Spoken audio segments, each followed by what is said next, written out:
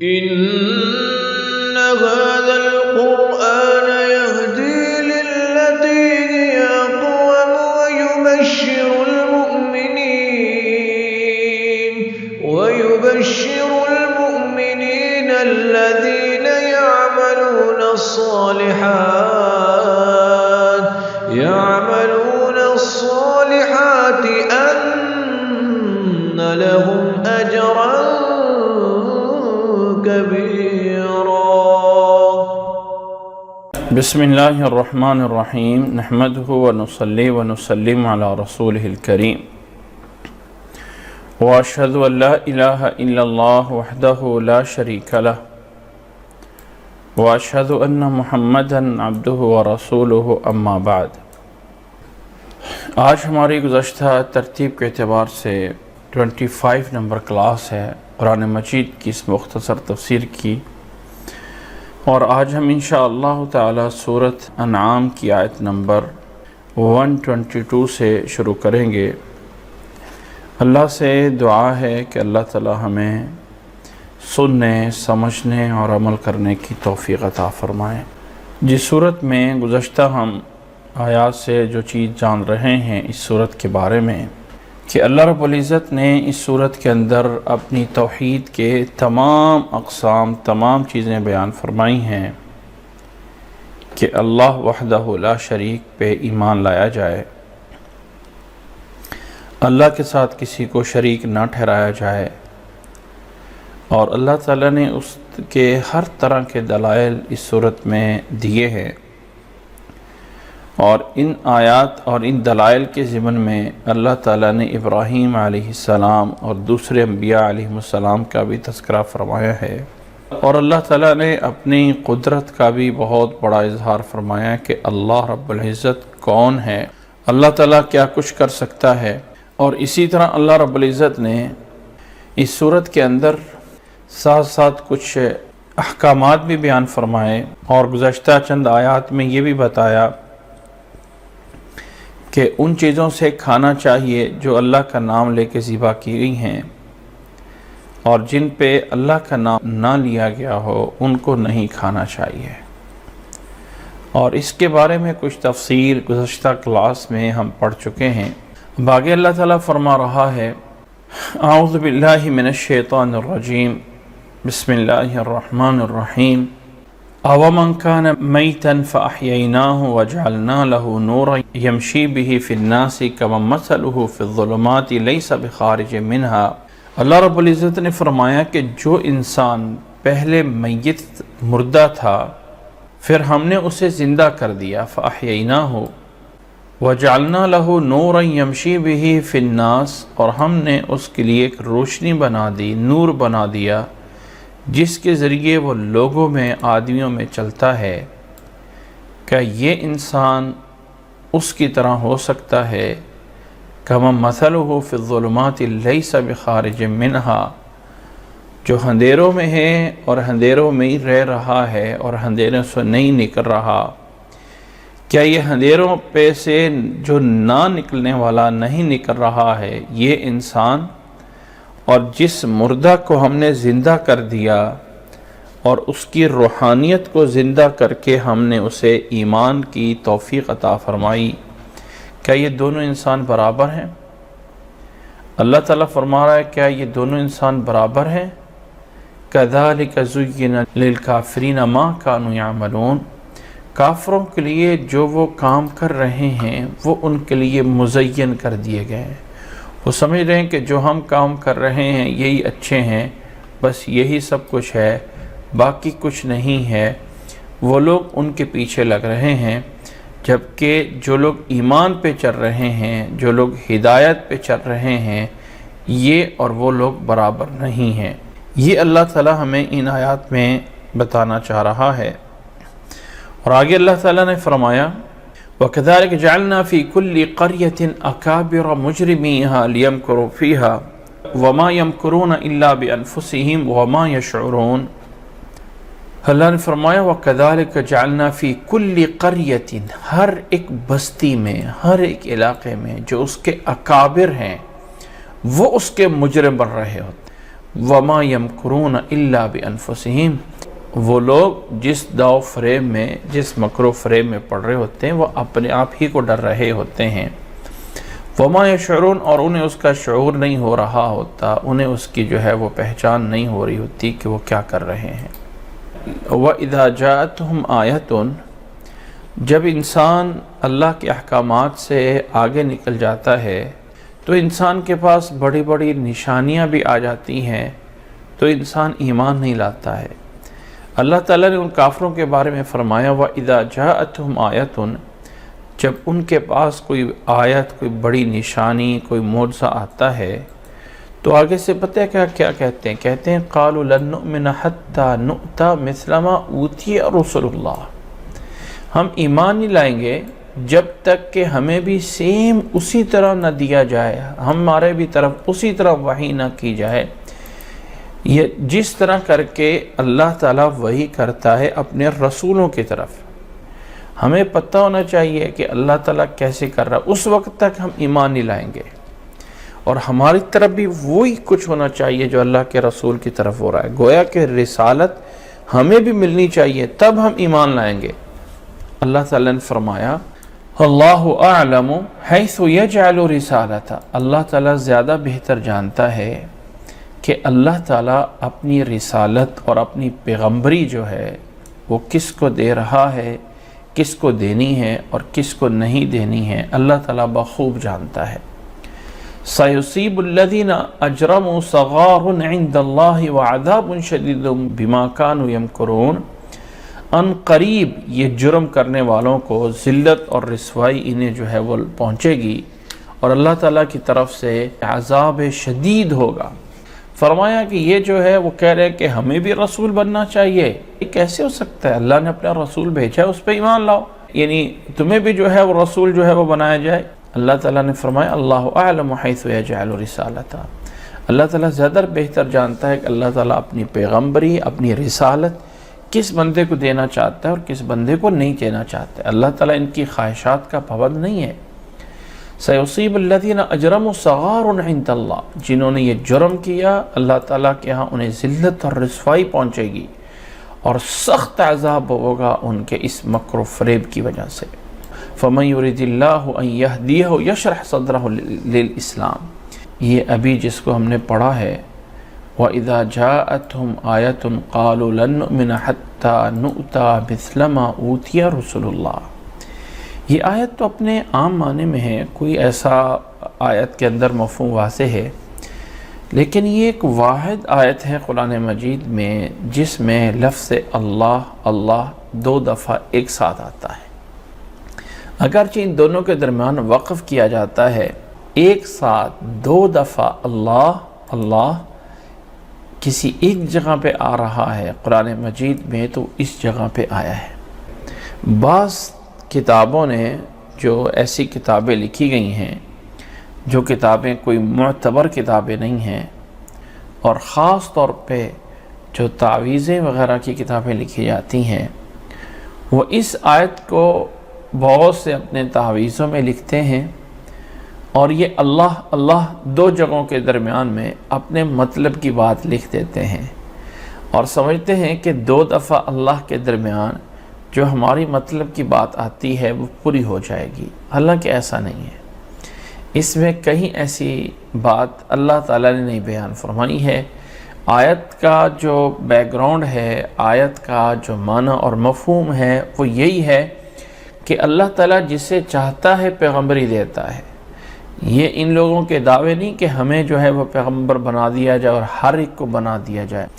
آگے اللہ نے فرمایا فَمَن يُرِدِ اللَّهُ أَن يَهْدِيَهُ يَشْرَحْ صَدْرَهُ لِلْإِسْلَامِ، اللہ تعالیٰ جسے ہدایت دیتا ہے یشرح صدرہ للاسلام، اللہ اس کے سینے کو کھول دیتا ہے اسلام کے لیے۔ اللہ کی طرف سے ہدایت مل جانا، صحیح راستہ مل جانا، جس ہدایت کو ہم ایک دن میں نہ جانے کتنی بار اللہ سے مانگتے ہیں، اہدنا الصراط المستقیم اہدنا الصراط المستقیم، اللہ تعالیٰ جسے ہدایت دیتا ہے اللہ تعالیٰ اس کا سینہ اسلام کے لیے کھول دیتا ہے۔ وَمَن يُرِدْ أَن يُضِلَّهُ يَجْعَلْ صَدْرَهُ ضَيِّقًا، اور اللہ تعالیٰ جسے گمراہ کرتا ہے وہ اللہ تعالیٰ اس کے سینے کو تنگ کر دیتا ہے.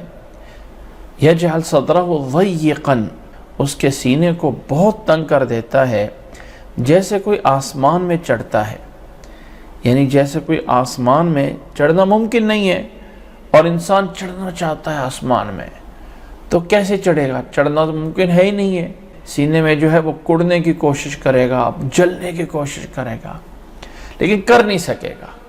تو اللہ نے فرمایا جو انسان جسے اللہ گمراہ کر دے، اور یہ بات نہ جانے کتنی دفعہ بیان ہوئی ہے کہ انسان اپنے برے اعمال کرتا ہے، اس کے نتیجے میں اللہ تعالیٰ اس کے دلوں پہ مہر لگا دیتا ہے اور پھر حق قبول کرنے کی صلاحیت بھی باقی نہیں رہتی ہے. اس چیز کو اللہ تعالیٰ کی طرف سے گمراہی کہا جاتا ہے.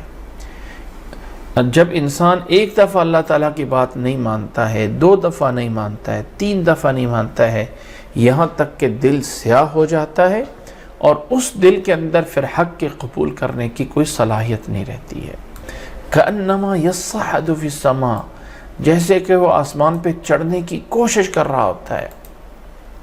کذالک یجعل اللہ الرجس علی الذین لا یؤمنون، اس طرح کر کے اللہ تعالیٰ ناپاکی کو، پلیدی کو، اللہ تعالیٰ ذلت کو ڈال دیتا ہے ان لوگوں پہ مسلط کر دیتا ہے جو اللہ پہ ایمان نہیں لاتے ہیں. کذالک یجعل اللہ الرجس علی الذین لا یؤمنون، جو ایمان نہیں لاتے ہیں. وَهَذَا صِرَاطُ رَبِّكَ مُسْتَقِيمًا، اللہ تعالیٰ نے یہ ساری آیات بیان کرنے کے بعد اپنے نبی کو ایک بات فرمائی ہے. یہ تیرے رب کی طرف سے یہ ہے جو بیان کیا جا رہا ہے، یہ قرآن، یہ راستہ، یہ دین، یہ تیرے رب کی طرف سے صراط مستقیم ہے. جس چیز کو مانگتے ہیں نا کہ اللہ ہمیں صراط مستقیم کی ہدایت دے دے، اور یہ صراط ایک ہے، 2 3 4 5 نہیں ہے، یہ ایک ہی راستہ ہے. ایسا نہیں ہو سکتا کہ سیم چیز حلال بھی ہو اور سیم چیز حرام بھی ہو، اور یہ ہے کہ انسان جو ہے وہ یعنی ایک ہی دور میں ایک ہی رہنے والا ہو، وہ کہے میرا یہ مسلک ہے، دوسرا کہے میرا یہ مسلک ہے، اور دونوں کے اندر ایک چیز حلال ہے اور ایک کے ہاں ایک چیز حرام ہے. یہ دونوں نہیں ہو سکتے صحیح. لازم ایک راستہ ہے جو صحیح ہے. 2 راستے رب کی طرف نہیں جاتے ہوتے. انسان کو ایک راستہ تلاش کرنا ہے جس کی وہ رب سے ہدایت دے. قد فصلنا الآیات لقوم یذکرون، ہم نے کھل کے تفصیل کے ساتھ آیات کو بیان کر دیا ہے اس قوم کے لیے جو نصیحت حاصل کرنا چاہتے ہیں، جو تذکیر اور نصیحت لینا چاہتے ہیں. لہم دار السلام عند ربہم، انہی لوگوں کے لیے دار السلام ہے، وہ سلامتی کا گھر ہے، وہ جنت کا گھر انہی لوگوں کے لیے ہے. لہم دار السلام عند ربہم، ان کے رب کے ہاں جو ہے وہ سلامتی کا گھر انہی لوگوں کے لیے ہے. وَهُوَ وَلِيُّهُمْ، اور وہی ان کا دوست اور کارساز ہوگا. کس وجہ سے؟ بِمَا كَانُوا يَعْمَلُونَ، اپنے اعمال کی بنیاد پہ. عموماً لوگ یہ کہتے ہیں یا ہم سنتے ہیں کہ انسان اللہ کی رحمت سے جنت میں جائے گا، انسان اپنے اعمال سے اللہ کی جنت میں نہیں جا سکتا. اور یہ کہا جاتا ہے کچھ لوگوں میں کہ ہمیں جنت کی تو ضرورت ہی نہیں ہے، ہمیں تو رب چاہیے، بس رب مل گیا بات ختم. نہیں، ایسا نہیں ہے. اللہ سے جنت مانگنی ہے. اللہ کی جو رضا کی نشانی ہے وہ جنت ہے. اور یقیناً انسان اپنے اعمال سے نہیں، اللہ کی رحمت سے جنت میں جائے گا، لیکن اعمال کی وجہ سے اللہ کی رحمت کا مستحق بنے گا.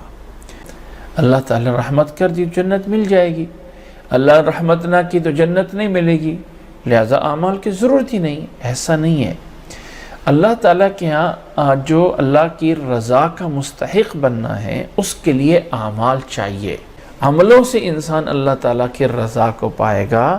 اور یقیناً اللہ کی رحمت سے یہ بالکل کہہ دینا کہ اعمال کی ضرورت بالکل ہے ہی نہیں ہے اور انسان جنت میں اللہ کے فضل سے جائے گا، ایسا نہیں ہے، انسان اپنے اعمال سے اللہ کے فضل کا مستحق بنتا ہے۔ تو اس آیت میں اللہ تعالیٰ نے فرمایا ہے وَهُوَ وَلِيُّهُمْ کہ اللہ ان کا دوست اس وجہ سے بنے گا بِمَا كَانُوا يَعْمَلُونَ جو وہ اعمال کرتے رہے ہیں اس کی وجہ سے۔ فرمایا لَهُمْ دَارُ السَّلَامِ عِنْدَ رَبِّهِمْ، رب کے ہاں سلامتی کا گھر ہے۔ اور یہاں پہ ایک لفظ ضمناً سمجھ لیجئے کہ جنت کے ناموں میں سے ایک نام دار السلام بھی ہے، اور اس کا معنی ہے سلامتی کا گھر، جس میں انسان کو ہر طرح کے امن و سلامتی ملے گی۔ فرمایا وَهُوَ وَلِيُّهُمْ بِمَا كَانُوا يَعْمَلُونَ، پھر فرمایا وَيَوْمَ يَحْشُرُهُمْ جَمِيعًا، جس دن اللہ تعالیٰ سب انسانوں کو اکٹھا کرے گا، جس دن اللہ تعالیٰ تمام خلائق کو اپنے سامنے کرے گا، اس دن کہے گا یا معشر الجن، اے جنوں کی جماعت، قد استکثرتم من الانس، تم انسانوں سے تعداد میں زیادہ تھے، وقال اولیاء یعنی زیادہ تھے، پھر بھی تم نے کیوں نہیں سمجھے ہو، کیوں نہیں ایمان لائے ہو؟ تمہیں چاہیے تھا کہ تم جب بہت زیادہ تھے تو تم جو ہے وہ ایمان لے آتے۔ وقال اولیاء من الانس، اور ان جنوں کے ماننے والے، ان جنوں کے اولیاء جو ہیں اپنانے والے جو انسانوں کے ساتھ تعلق ہوں گے، وقال اولیاء من الانس ربنا استمتع بعضنا ببعض، اے ہمارے رب، ہمارے بعض نے بعض سے فائدہ اٹھایا ہے۔ وبلغنا اجرنا الذي اجلت لنا، اور ہم اس مدت کو پہنچے ہیں جو مدت تو نے ہمارے لیے مقرر کی تھی۔ اے اللہ، ہم ایک دوسرے کی بات مانتے رہے، اے اللہ ہم ایک دوسرے جو ہے وہ ہمیں ورغلاتے رہ گئے، اس لیے ہم تیری بات نہیں مان سکے ہیں۔ اللہ تعالیٰ اس وقت کہے گا جنوں سے یا معاشر یوم یحشرہم جمیعا، سب کو اکٹھا کرے گا، اور اللہ تعالیٰ نے جو حساب اور کتاب لینا ہے یہ جنوں اور انسانوں سے لینا ہے۔ یہ جو جن ہے یہ ایک مخلوق ہے جس پہ ایمان لانا لازم ہے، انکار کرنا صحیح نہیں ہے، اور ایک مخلوق ہے، یہ کہہ دینا کہ یہ بالکل مخلوق ہے ہی نہیں، یہ غلط ہے۔ اور جن کو جن اس لیے بولا جاتا ہے کہ یہ جن نکلا ہے جنین سے۔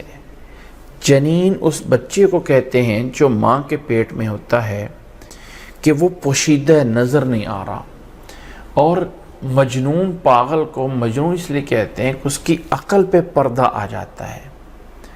اور پیچھے ہم نے اگر آپ یاد ہو فلما جن علیہ اللیل رآ کوکبا، ابراہیم علیہ السلام کے واقعے میں اللہ نے فرمایا تھا فلما جن علیہ اللیل، جب رات چھا گئی، جب رات اوپر آ گئی۔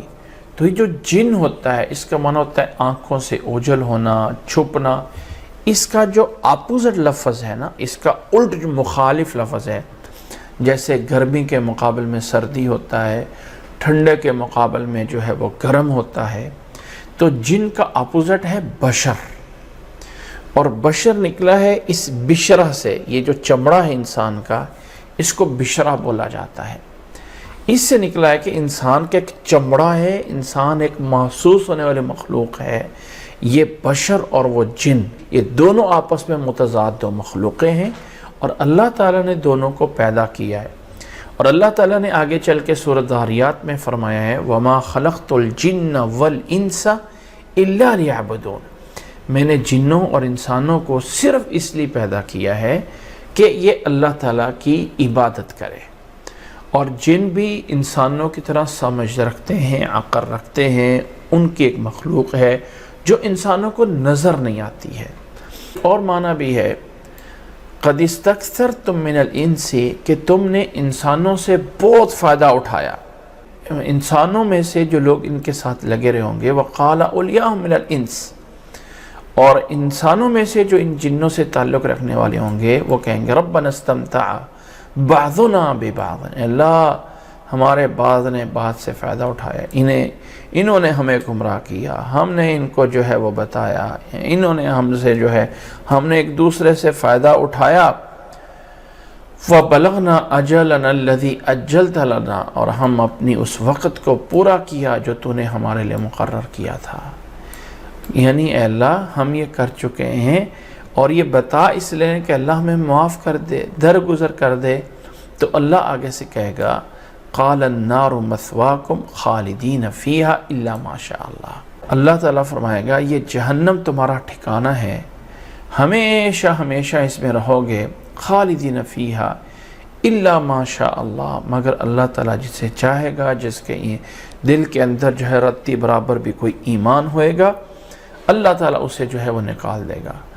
مگر جو اللہ نے چاہا، ہاں اگر اللہ تعالیٰ نے کسی کو یعنی کچھ ٹائم دیا یا اللہ تعالیٰ اس کے اندر ایمان کا ذرہ ہوا تو اللہ تعالیٰ نکال سکتا ہے.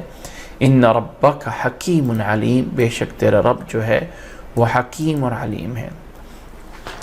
اس آیت سے ہمیں ایک بات سمجھنا ہے کہ یہاں انسان کہیں گے کہ ہم نے جنوں سے اور جنوں نے ہم سے فائدہ اٹھایا، تو کیا دنیا کے اندر کچھ لوگ ہیں ایسے جن کا جنوں سے تعلق ہوتا ہے، جو یا جنات انسانوں سے رابطے میں ہوتے ہیں، یا دعویٰ کیا جاتا ہے فلانا کہتا ہے میرے پاس 10 موکل ہیں، میرے پاس 20 موکل ہیں، میرے پاس موکلوں کی جماعت ہے.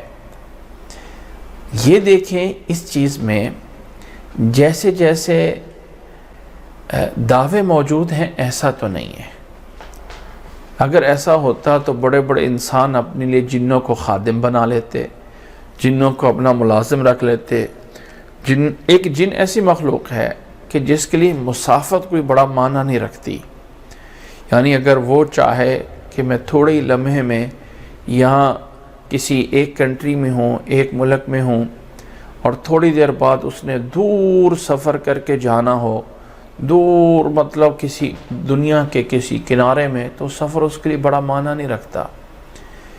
انسان آسمان تک نہیں پہنچ سکتے، لیکن اللہ تعالیٰ نے جنوں کے بارے میں کہا کہ یہ آسمان دنیا تک پہنچتے تھے، وہاں فرشتوں کی باتیں سننے کی کوشش کرتے تھے، اور مسکن ان کا بھی زمین ہے، ٹھہرنا ان کا بھی زمین میں ہی ہے.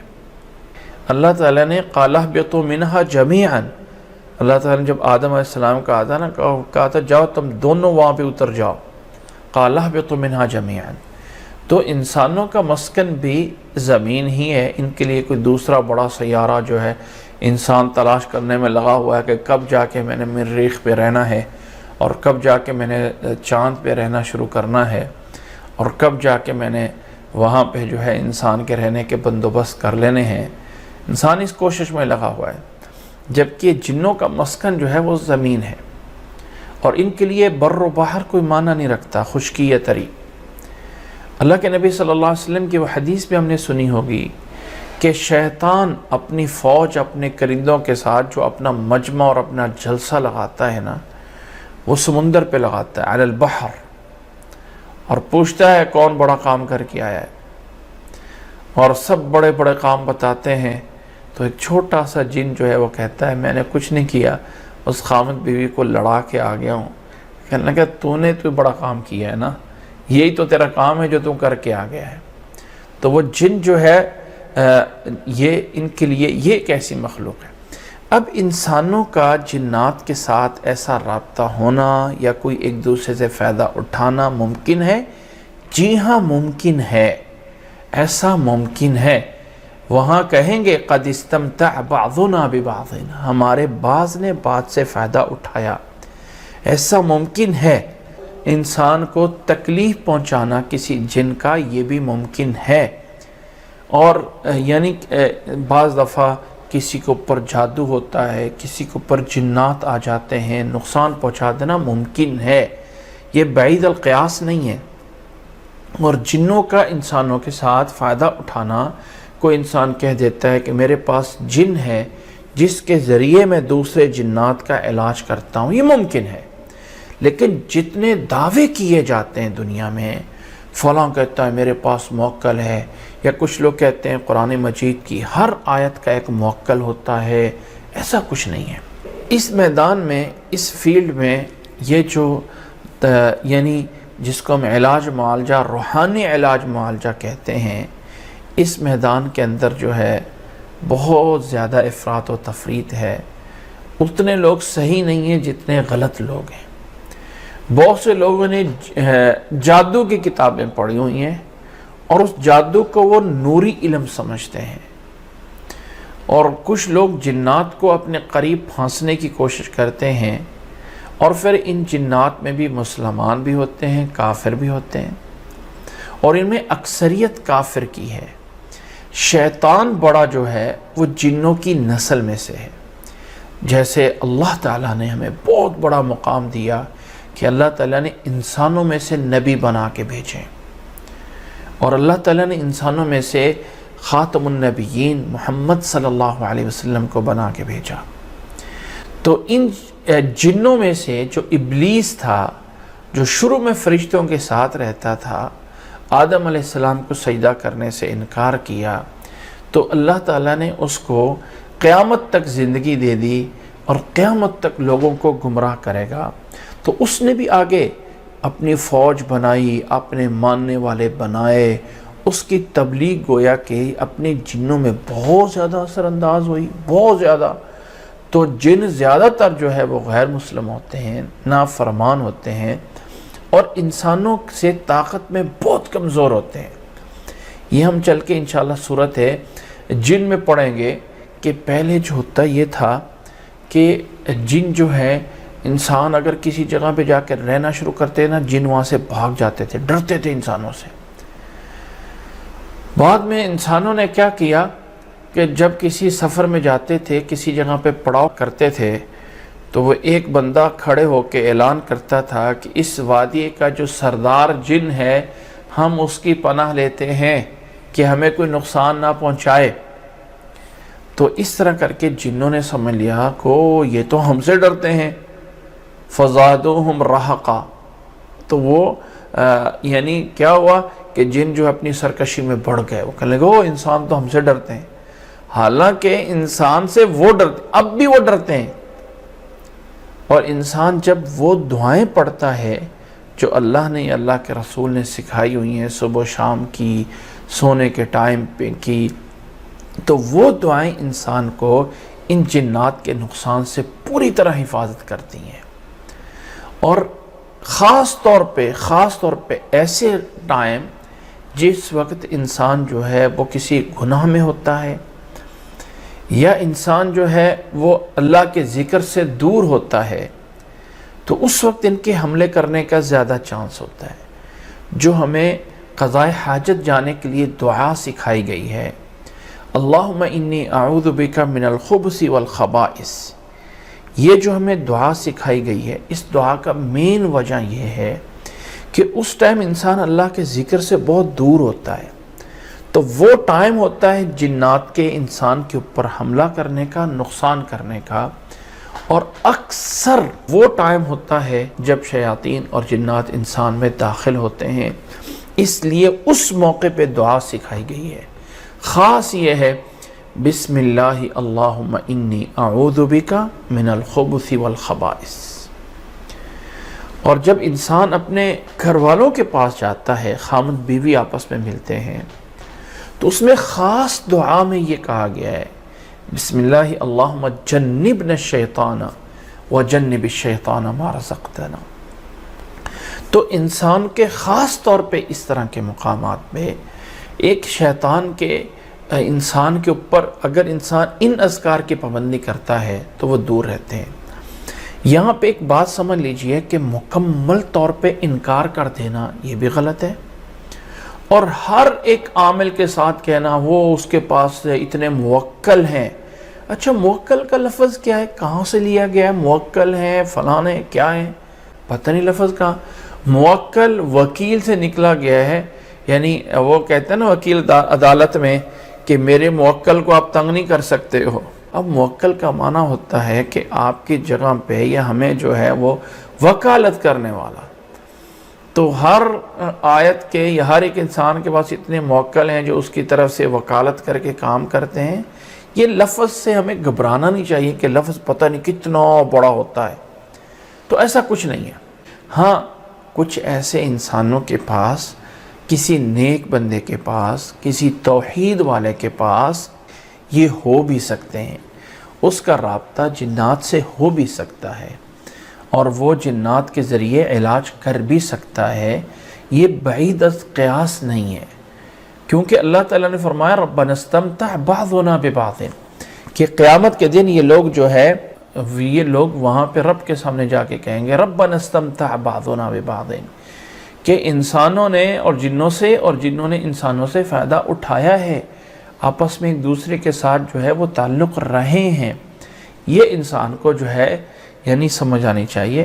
اور دوسری سائیڈ پہ اللہ معافی دے، دوسری سائیڈ پہ جو برے لوگ ہوتے ہیں، جو غلط قسم کے عامل ہوتے ہیں، ان کے پاس بعض دفعہ زیادہ پاور والے جنات ہوتے ہیں، اس لیے کہ وہ جنات کافر ہوتے ہیں، اور کافر جنات سے شیطان سے رابطہ اور جو لنک کرنے کا جو عملیات ہے نا، کہ میں چاہتا ہوں مجھے فوری جنات مل جائیں، اللہ معافی دے اس کے لیے اتنے برے سے برے اعمال ہیں، سمجھ لیں کہ انسان کافر بنتا ہے، بلکہ کفر کے بھی آگے کوئی اور لفظ ہو، غلیظ کفر ہو، تو اس کے ارتکاب کرنے پہ بڑے جنات سے اس کا جو ہے وہ رابطہ بنتا ہے۔ جو بہت بڑا وظیفہ دنیا میں لوگوں نے ایجاد کیا ہوا ہے نا، کہ جس سے انسان ڈائریکٹ اس کا فوری جنات سے لنک ہو جائے گا، نعوذ باللہ، قرآن مجید کے اوراق کو یا قرآن مجید کو اپنی جوتی کے نیچے لکھ کر قضاء حاجت کرے اور اپنے اس قضاء حاجت کو نعوذ باللہ قرآن مجید پہ ڈالے اور پھر جا کے فلاں فلاں الفاظ پڑھے، تو ڈائریکٹ اس کا فوری جنات کے ساتھ لنک رابطہ ہو جاتا ہے۔ اس طرح کے غلیظ وظیفے ہیں، انسان تصور نہیں کر سکتا کہ ایک مسلمان ایسا کر سکتا ہے، لیکن نعوذ باللہ جو یہ بازاروں میں بیٹھے ہوتے ہیں، جو غلیظ اور گندے لوگ ہوتے ہیں، شاید وہ اس سے بھی بڑے کام کر گزرتے ہیں۔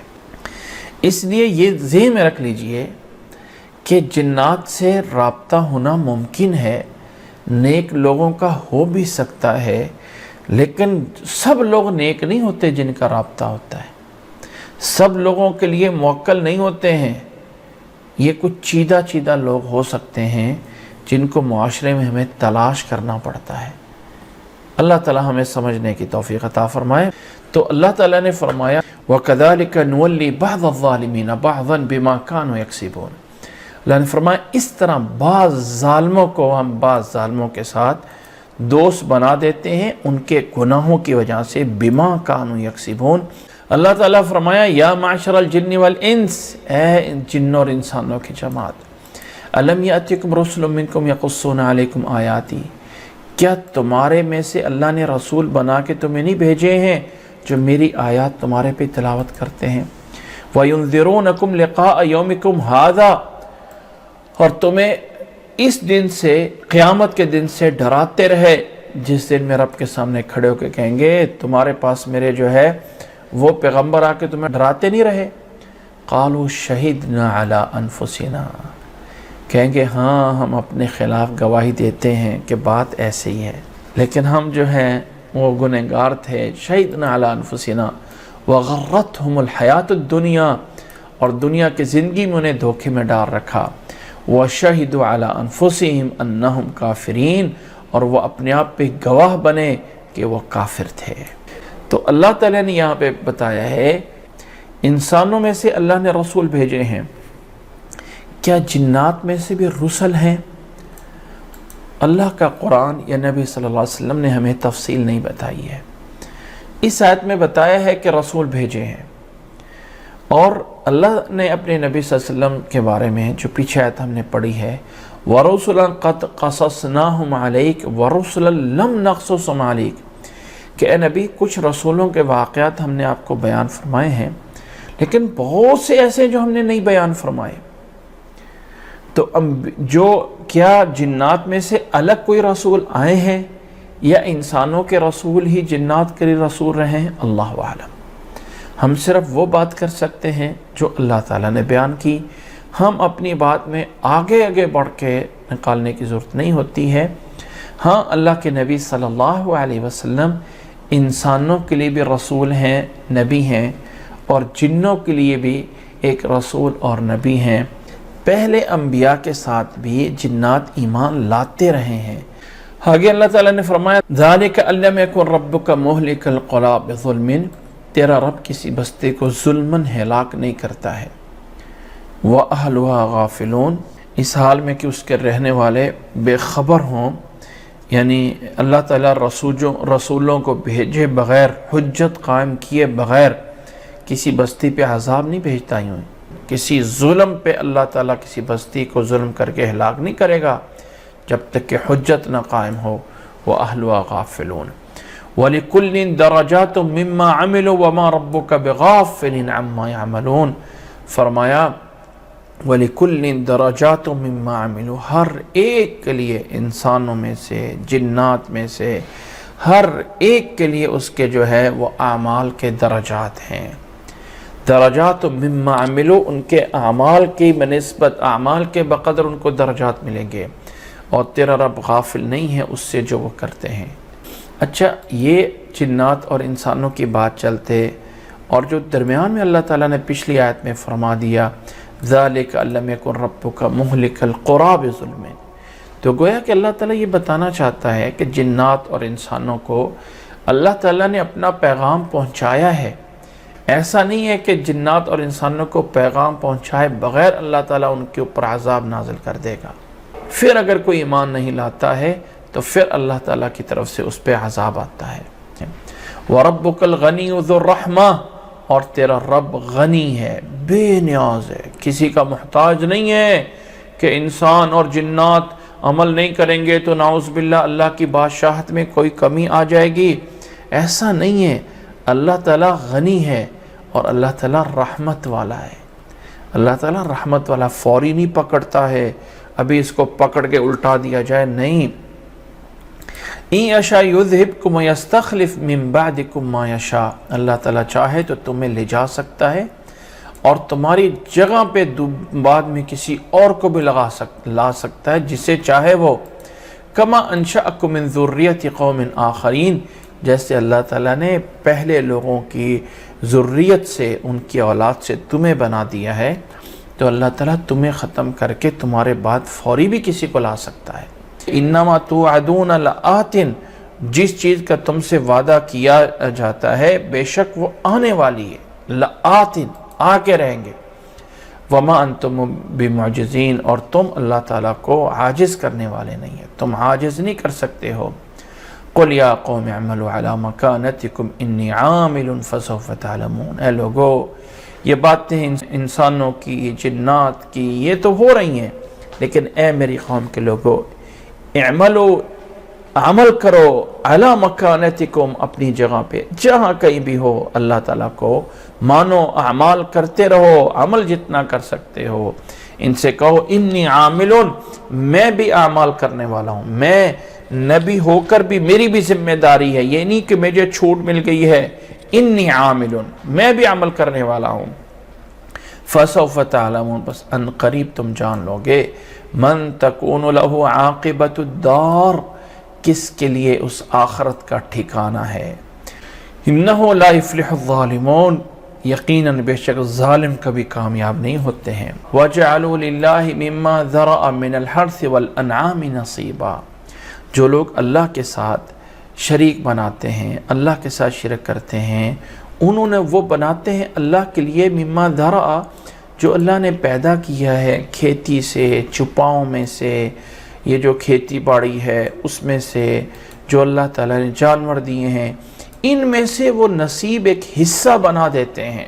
یہ جو اللہ تعالیٰ نے پیدا کیا ہے اس میں سے جو حصہ مقرر کر دیتے ہیں، اللہ تعالیٰ کا ایک حصہ کہتے ہیں اور دوسروں کے الگ حصے کہتے ہیں. کس طرح حصے بنا دیتے ہیں اور کہتے ہیں وَقَالُوا هَذَا لِلَّهِ بِزَعْمِهِمْ، کہتے ہیں کہ یہ حصہ اللہ کا ہے.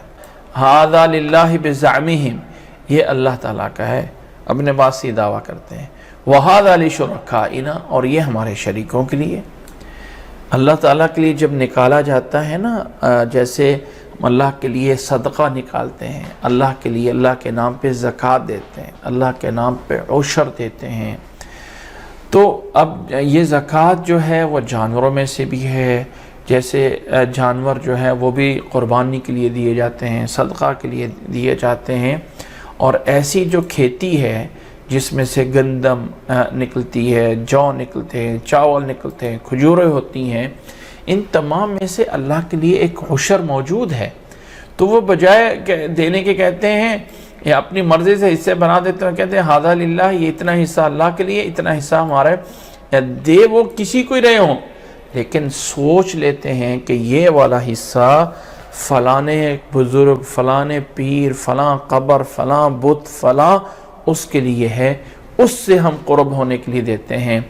فما کان لشرکائہم فلا یصل الی اللہ، جو تو شریکوں کا حصہ ہے وہ اللہ کی طرف نہیں آتا۔ یعنی کیا مطلب کہ اگر ان کی جو مال ہے اس میں سے تھوڑا ہو گیا تو وہ حصہ جو ان کے باطل معبود اور شریکوں کا بناتے ہیں اس میں سے اللہ کو نہیں دے سکتے۔ وما کان للہ فہو یصل الی شرکائہم، لیکن جو اللہ کا حصہ بناتے ہیں اس میں اگر شریکوں کا حصہ تھوڑا ہو رہا ہے تو اس میں سے شریکوں کو دے دیتے ہیں۔ اللہ کے حصے میں سے کم کرنا پڑے تو کم کر دیا جائے گا، اور اللہ کے ساتھ جن شریک بنا رہے ہیں ان کا حصہ کم نہیں کرتے۔ اللہ نے فرمایا ساء ما یحکمون، بہت برا ہے جو فیصلہ کرتے ہیں۔ آج کل ہمارے مسلمانوں کے اندر یہ چیزیں موجود ہیں، غیر اللہ کے نام پہ چیزیں دینا، اللہ کے نام پہ دیں یا نہ دیں، دوسرے غیر اللہ کے نام پہ ضرور دینا ہے، اس کے لیے جو ہے وہ ٹائم پہ چیزیں بھی نکل آتی ہیں، اس کے لیے دینے کے لیے اسباب بھی بن جاتے ہیں۔ فلاں جی ہم پیران پیر کے نام پہ، شیخ عبد القادر جیلانی رحمہ اللہ کے نام پہ ہر مہینے کی 11 تاریخ کو 11ویں شریف دودھ دیتے ہیں۔ بھائی کیا مقصد ہے اس کا؟ ان کے نزدیک ہم ہوں گے، ان کی بات، ہماری بات ان تک، اور ان کی بات اللہ تک۔ بھائی وہ بھی تو قبر میں پڑے ہوئے ہیں، آپ نے کون سی سیڑھی ان تک پہنچنے کے لیے لگائی ہے کہ جو سیڑھی اللہ کی طرف نہیں جا سکتی ہے؟ اللہ تعالیٰ معافی فرمائے۔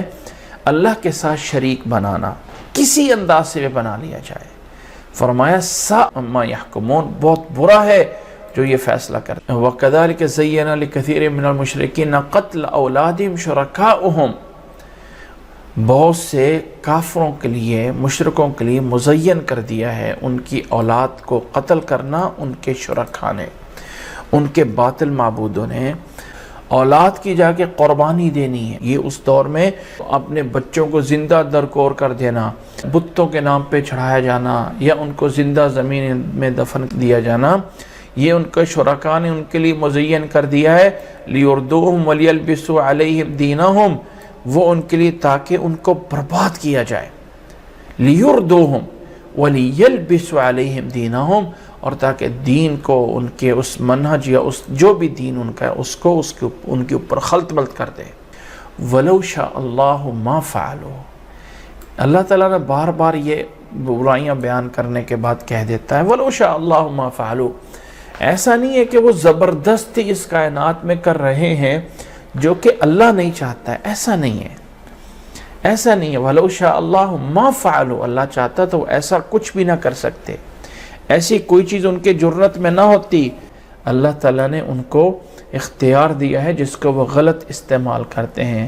فَذَرْهُمْ وَمَا يَفْتَرُونَ، چھوڑ دیجئے انہیں اور جو کچھ یہ غلط باتیں بنا رہے ہوتے ہیں ان کو انہی کے حال پہ چھوڑ دیں۔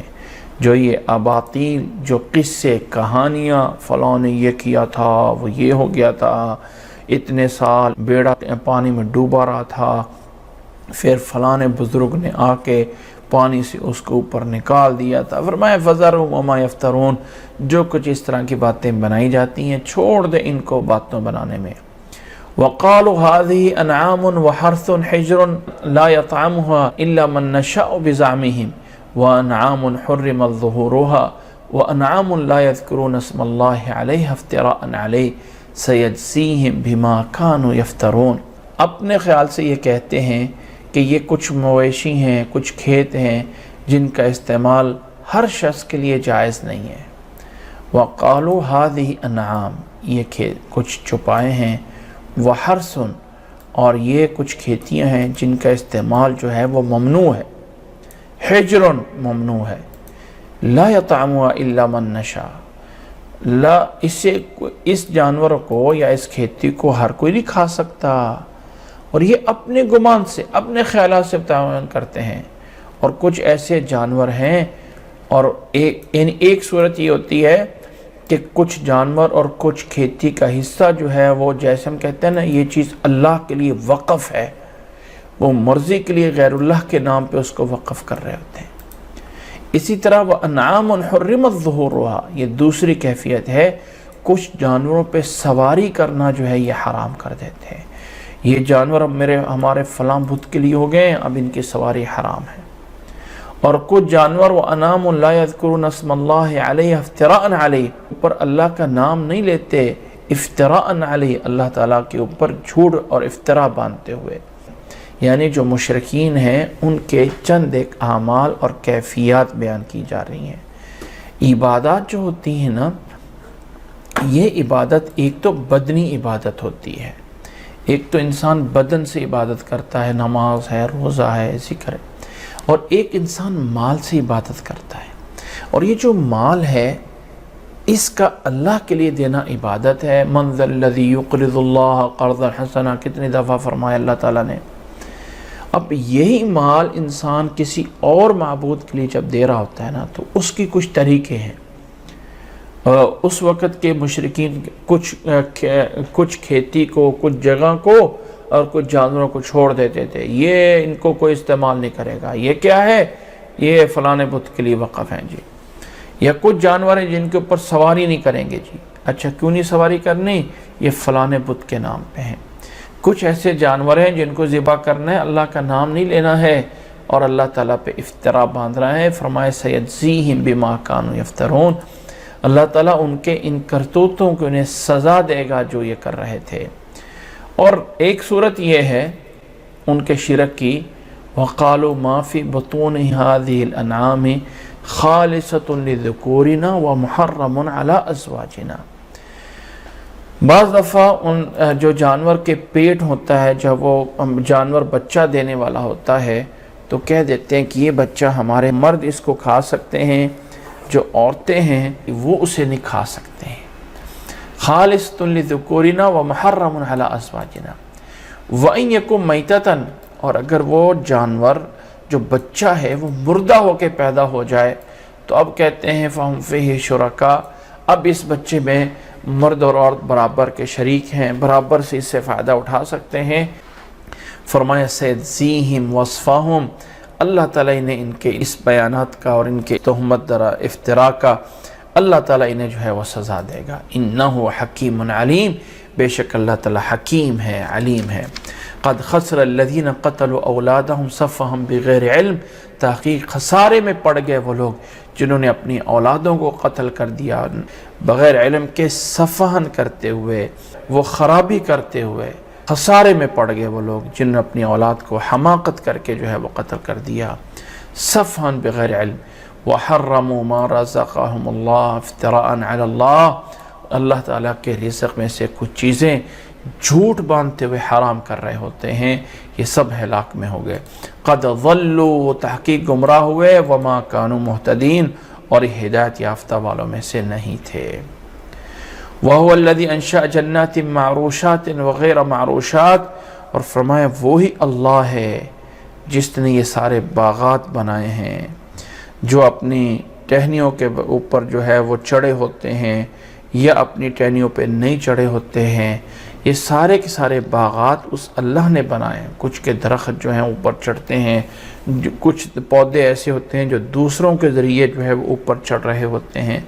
معروشات وغیر معروشات، یہ ہر طرح کے پودے اللہ نے پیدا کیے ہیں۔ والنخل والزرع مختلفا الوانہ، اسی طرح کھجوریں، اسی طرح کھیتیاں، زرع جن کے مختلف رنگ ہیں، اسی طرح زیتون والرمان اور اسی طرح زیتون ہے، اسی طرح انار ہے، متشابہن وغیرہ متشابہ ملے جلے کچھ ہوتے ہیں، کچھ ملے جلے نہیں ہوتے ہیں۔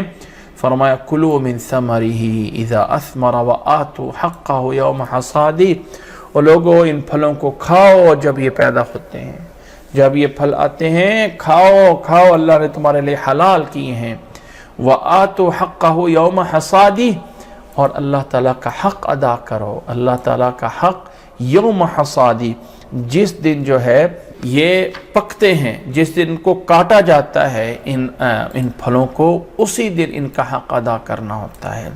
اور حق کیا ہوتا ہے کہ اگر 5 وسق سے زیادہ ہے تو پھر اس وقت جو ہے جو تقریباً 20 من کے قریب بنتا ہے، اگر 20 من سے زیادہ جو ہے وہ کسی کے پاس گندم یا کھجوریں یا یہ ہو رہی ہیں تو پھر اس کو عشر یا نصف العشر، 20واں حصہ یا 10واں حصہ اس میں سے زکوٰۃ نکالنا ہوتی ہے، جو لازم اور ضروری ہوتا ہے۔ ایسی زمین جس کو پانی جو ہے وہ اللہ کی طرف سے بارشوں سے آتا ہے اور باقاعدہ محنت کر کے زمین سے پانی نکال کے لگانا نہیں پڑتا ہے، تو اس میں سے 20واں حصہ ہوتا ہے، نصف العشر ہوتا ہے۔ جنہیں پانی بارشوں سے آتا ہے اور باقاعدہ انسان کو نکال کے نہیں لگانا پڑتا تو اس میں سے عشر ہوتا ہے، 10واں حصہ ہوتا ہے۔ اور جس کھیتی کو انسان پانی خرید کے لگاتا ہے، بورنگ کر کے باقاعدہ طریقے سے مختلف طریقوں سے محنت کر کے پانی لے کے لگاتا ہے، تو اس میں سے 20واں حصہ جو ہے وہ دینا ہوتا ہے۔ فرمایا وآتوا حقہ یوم حصادہ ولا تسرفوا ان اللہ لا يحب المسرفین، فرمایا کہ تم حد سے نہ بڑھو، اسراف نہ کرو، ان اللہ لا يحب المسرفین، اللہ تعالیٰ مسرفین کو پسند نہیں کرتا، اللہ تعالیٰ حد سے آگے گزرنے والوں کو پسند نہیں کرتا ہے۔ جو اللہ تعالیٰ نے مقرر کیے ہیں چیز کے لیے استعمال کرنے کی کیٹیگری، جو اس کو اسی میں رہا جائے، انسان ان چیزوں کے ذریعے اللہ کے ساتھ کسی کو شریک نہ بنائے۔ فرمایا وَمِنَ الْأَنْعَامِ حَمُولَةً وَفَرْشًا، اسی طرح جو تمہارے لیے چوپائے ہیں ان میں سے بھی کچھ اونچے قد والے ہیں، کچھ نیچے قد والے ہیں، کچھ بڑے قد والے ہیں جو سواری کے لیے بھی استعمال ہوتے ہیں، اونٹ ہے، گھوڑا ہے۔ فرمایا وَمِنَ الْأَنْعَامِ حَمُولَةً فَرْشًا كُلُوا مِمَّا رَزَقَكُمُ اللَّهُ وَلَا تَتَّبِعُوا خُطُوَاتِ الشَّيْطَانِ، جو اللہ نے تمہیں رزق دیا ہے اس میں سے کھاؤ اور شیطان کے پیچھے نہ چلو، انہو لکم عدو مبین، وہ تمہارے واضح دشمن ہے۔ جو اللہ نے تمہارے لیے حلال کیا ہے اس میں سے کھاؤ، اور جو اللہ تمہارے لیے حرام کیا ہے اس میں سے بچو۔ شیطان کے پیچھے لگ کے حلال چیزوں کو حرام کرنا یا حرام چیزوں کو حلال کرنا، اس سے بچو، یہ جائز نہیں ہے۔ اور اللہ نے فرمایا 8 ازواج، جو اللہ تعالیٰ نے تمہیں جو ہے چپائے کے بارے میں بتایا ہے نا، یہ 8 جوڑے ہیں۔ کس طرح کر کے؟ من الضأن 2، من الضأن جو بھیڑ کی نسل ہے اس سے 2 ہیں، نر اور مادہ ہیں، مذکر اور مؤنث ہیں۔ ومن المعز 2، اور جو بکری کی نسل ہے اس میں سے بھی جو 2 ہیں، مذکر اور مؤنث۔ یہ ہے اس میں سے جو چھوٹے جانور ہیں ان میں قل اذکرین حرم ام الانثیین، ان سے پوچھو کس نے حرام کیا ہے دونوں مذکروں کو یا دونوں مؤنثوں کو، ام اشتملت علیہ ارحام الانثیین، یا جو ماں کے پیٹ میں بچے ہوتے ہیں ان جانوروں کے، اس کو کس نے حرام یا حلال کیا ہے، کس نے حرام کیا ان کو، کوئی دلیل ہے؟ نبئونی بعلم ان کنتم صادقین، اگر کوئی علم ہے تمہارے پاس تو آؤ لا کے بتاؤ۔ اسی طرح فرمایا وَمِنَ الْإِبِلِ 2، اونٹ سے بھی 2 ہیں اس کا مذکر اور مؤنث۔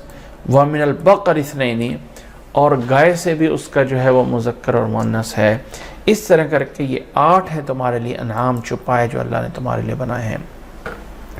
قل اذکرین حرم ام الانثیین، فرمایا ان سے کس نے حرام کیا ہے دونوں مذکروں کو یا دونوں مؤنثوں کو، ام اشتملت علیہ ارحام الانثیین، یا جو ارحام ماں کے رحم کے اندر جانور ہوتے ہیں کس نے حرام کیے ہیں۔ ام کنتم شہداء اذ وصاکم اللہ بہذا، کیا تم گواہ تھے جب اللہ نے تمہیں یہ اس چیز کا حکم دیا تھا، جب اللہ نے تمہیں یہ چیز کی وصیت کی تھی تم گواہ تھے؟ کدھر ہے تمہارے پاس دلیل؟ فمن اظلم ممن افترى علی اللہ کذبا، اس سے بڑا کون ظالم ہے جو اللہ کی طرف جھوٹ بنا کے منسوب کرتا ہے، لیضل الناس بغیر علم، تاکہ لوگوں کو بغیر علم کے لوگوں کو جو ہے وہ گمراہ کرے۔ ان اللہ لا یہدی القوم الظالمین، اللہ تعالیٰ ظالم قوم کو کبھی ہدایت نہیں دیتا ہے۔ پھر اللہ نے فرمایا ان کو بتا دیجئے، قل لا اجد فیما اوحی الی محرما علی طاعم یطعمہ، لوگوں نہیں میں پاتا ہوں حرام مگر اس وحی میں جو اللہ نے میرے اوپر کی ہے، کوئی بھی حرام چیز کسی کھانے والے پہ، علی طاعم یطعمہ، جو اللہ نے وحی میرے پہ کی ہے اس پر میں کوئی چیز حرام نہیں پاتا ہوں کسی بھی کھانے والے پہ، الا ان یکون میتۃ، الا یہ کہ مردار ہو، مردار حرام ہے، او دمن مسفوحا، اور خون وہ ہو جو مسفوحا ہو۔ پیچھے سورۃ مائدہ میں نے بتایا تھا کہ آگے چل کے سورۃ انعام میں اللہ تعالیٰ نے جو بلڈ حرام کیا ہے، جو خون حرام کیا ہے، اس کے بارے میں فرمایا دمن مسفوحا، تو یہ جو مسفوحا کی قید ہے یہ ضروری ہے، یعنی ایسا بلڈ، ایسا خون جو جانور کو ذبح کرتے وقت فوری جو ہے وہ پریشر سے نکلتا ہے، اس کو کہا جاتا ہے دمن مسفوحا، اس کا جو ہے وہ استعمال کرنا اور اس کا جو ہے وہ کھانا حرام ہے۔ جو ہم گھروں میں کوئی گوشت وغیرہ میٹ لے کے آتے ہیں اور اس میں کوئی دم خون تھوڑا بہت لگا ہوتا ہے تو وہ حرام نہیں ہے۔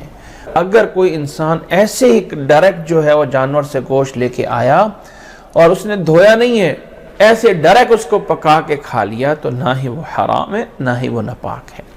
ہاں انسان صفائی کے لیے وہ اس کو دھو دیتا ہے، اس سے بلڈ وغیرہ اچھی طرح صاف کر لیتا ہے، وہ ٹھیک ہے، لیکن جو حرام چیز ہے وہ سمجھنا چاہیے وہ دمن مسفوحن ہے۔ اور لحم خنزیر، یا لحم خنزیر ہے، فرمایا فَإِنَّهُ رِجْسٌ، رجسن کا لفظ لحم خنزیر پہ بولا گیا، جس کا معنی یہ ہے کہ یہ جو خنزیر ہے اس کا گوشت بھی حرام ہے اور یہ رجسن ہے، فرمایا فَإِنَّهُ رجس، اس کو الگ سے بولا گیا۔ اچھا یہاں پہ ایک اور بات سمجھ لیں، کچھ لوگ یہ کہتے ہیں کہ اللہ تعالیٰ نے یہاں کہا ہے لحم خنزیر، خنزیر کا گوشت، تو اس کا مطلب یہ ہے کہ یہ جو پگ بون ہوتے ہیں، یہ جو ہڈی ہے یا اس کا سکن اور اس کے جو ہے وہ یعنی چمڑا ہے خنزیر کا، وہ تمہارے لیے حلال ہے، کیونکہ اللہ تعالیٰ نے میتہ بولا ہے، پھر اس کے بارے میں دمن مسفوحن بولا ہے، اور آگے جو خنزیر ہے اس کے لیے اللہ تعالیٰ نے ایک قید لگائی ہے اور کہا ہے لحم خنزیر، تو میٹ بولا ہے، تو گویا کہ اس کا مطلب اگر کوئی اس کی ہڈی استعمال ہوتی ہے، اس کا جو ہے کچھ چمڑا استعمال ہوتا ہے تو وہ حرام نہیں ہے۔ تو ایسی بات نہیں ہے، یاد رکھ لیں ایسا نہیں ہے، کیونکہ ایک عربی کا اسلوب اور انداز ہے کہ معقولات کو جب ذکر کیا جاتا ہے تو معقولات آتے ہیں، اور جب ملبوسات کو ذکر کیا جاتا ہے تو وہ آتے ہیں۔ اب یہاں پہ بات چل رہی ہے کھانے کی، محرمن وہ علی طاعم یطعمہ، جو کھانے والے پہ حرام چیزیں ہیں، یا حرمت علیکم المیتہ میں مقصود کھانے کی چیزوں میں ہے، تو یہاں پہ میتہ حرام ہے، مردار حرام ہے، وہ کسی طرح کا بھی ہو۔ دمن مسفوحن وہ بھی مردار ہے۔ اب جانور جو ہے، جب خنزیر اگر میت ہے تو وہ تو میتہ میں آ ہی گیا، وہ تو اگر خنزیر مردہ ہو گیا تو وہ تو میتہ کی بنیاد پہ حرام ہو گیا، وہ تو چاہے آپ کے پاس حلال جانور ہے مر گیا ہے تو تب بھی حرام ہو گیا، تو جو ویسے حرام ہے وہ بھی مر گیا۔ لیکن اگر وہ جانور مرا نہیں ہے مثال کے طور پہ، تو اب اس کو کھانے کے اندر بولنا ہو تو ہم یہی بولیں گے کہ بکری کا گوشت ہے جی، ایسی بولیں گے، یہی بولیں گے جی مرغی کا گوشت ہے جی۔ تو یہ انداز ہے، اس اسلوب کو فالو کرتے ہوئے بولا گیا ہے محرمات کی لائن کے اندر، کیٹیگری اور کنٹیکسٹ کے اندر، کہ او لحم خنزیر۔ ایسا نہیں ہے کہ اس کا بون یا اس کا سکن جو ہے وہ حلال ہے یا وہ پاک ہے۔ آگے اللہ تعالیٰ نے اس لفظ میں فَإِنَّهُ رِجْسٌ کہا کہ یہ ناپاک ہے، یہ پالید ہے۔ اب اس کے لیے ایک خاص طور پہ یہ ناپاک کہنا خنزیر کو، تو یہ نجس العین ہے، یعنی اس کا گوشت جب نجس ہے تو اس نجس کے ساتھ جو لگے ہوا اس کا سکن ہے یا اس کے ساتھ لگا ہوا اس کا جو ہے وہ چمڑا ہے یا اس کا بون ہے، یہ سب کچھ نجس ہوتا ہے۔ یہ سب کچھ یہ نہیں ہے کہ یہ جو ہے وہ پاک ہو گیا ہے۔ جب رجسن اس پہ بولا گیا ہے ڈائریکٹ اس خنزیر پہ، لحم خنزیر پہ، تو جو کچھ اس لحم کے ساتھ لگا ہوتا ہے وہ بھی جو ہے وہ نجس ہے۔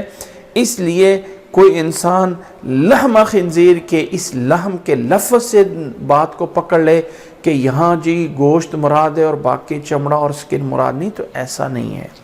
صرف اور صرف اسلوب بیان معقولات کھانے کی چیزوں میں آ رہا ہے تو تب اس کو جو ہے لحم خنزیر بول دیا گیا ہے، نہ یہ ہے کہ یہاں پہ جو ہے وہ بیان کرنا ہے کہ یہ جو ہے وہ لحم خنزیر جو ہے وہ آپ اس میں سے نکال سکتے ہو، تو اس کی اجازت نہیں ہے۔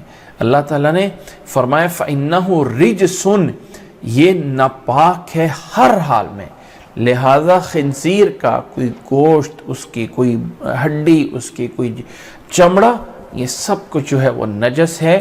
یہ جو ہے وہ رنگنے سے بھی پاک نہیں ہوتا ہے۔ ایک وہ جانور ہیں جو ویسے پاک ہیں لیکن حرام ہیں۔ اب گدھا ہے وہ حرام ہے، بلی ہے حرام ہے، لیکن یہ ہے کہ یہ ناپاک نہیں ہے۔ لیکن لحم خنزیر جو ہے یہ فَإِنَّهُ رِجْسٌ میں ناپاک ہے۔ تو جو جانور رجسن ہوتے ہیں، ناپاک ہوتے ہیں، وہ اس میں خنزیر آتا ہے، اس میں کتا آتا ہے، تو ان کا چمڑا بھی استعمال کرنا یا ان کی ہڈی بھی استعمال کرنا جائز نہیں ہے۔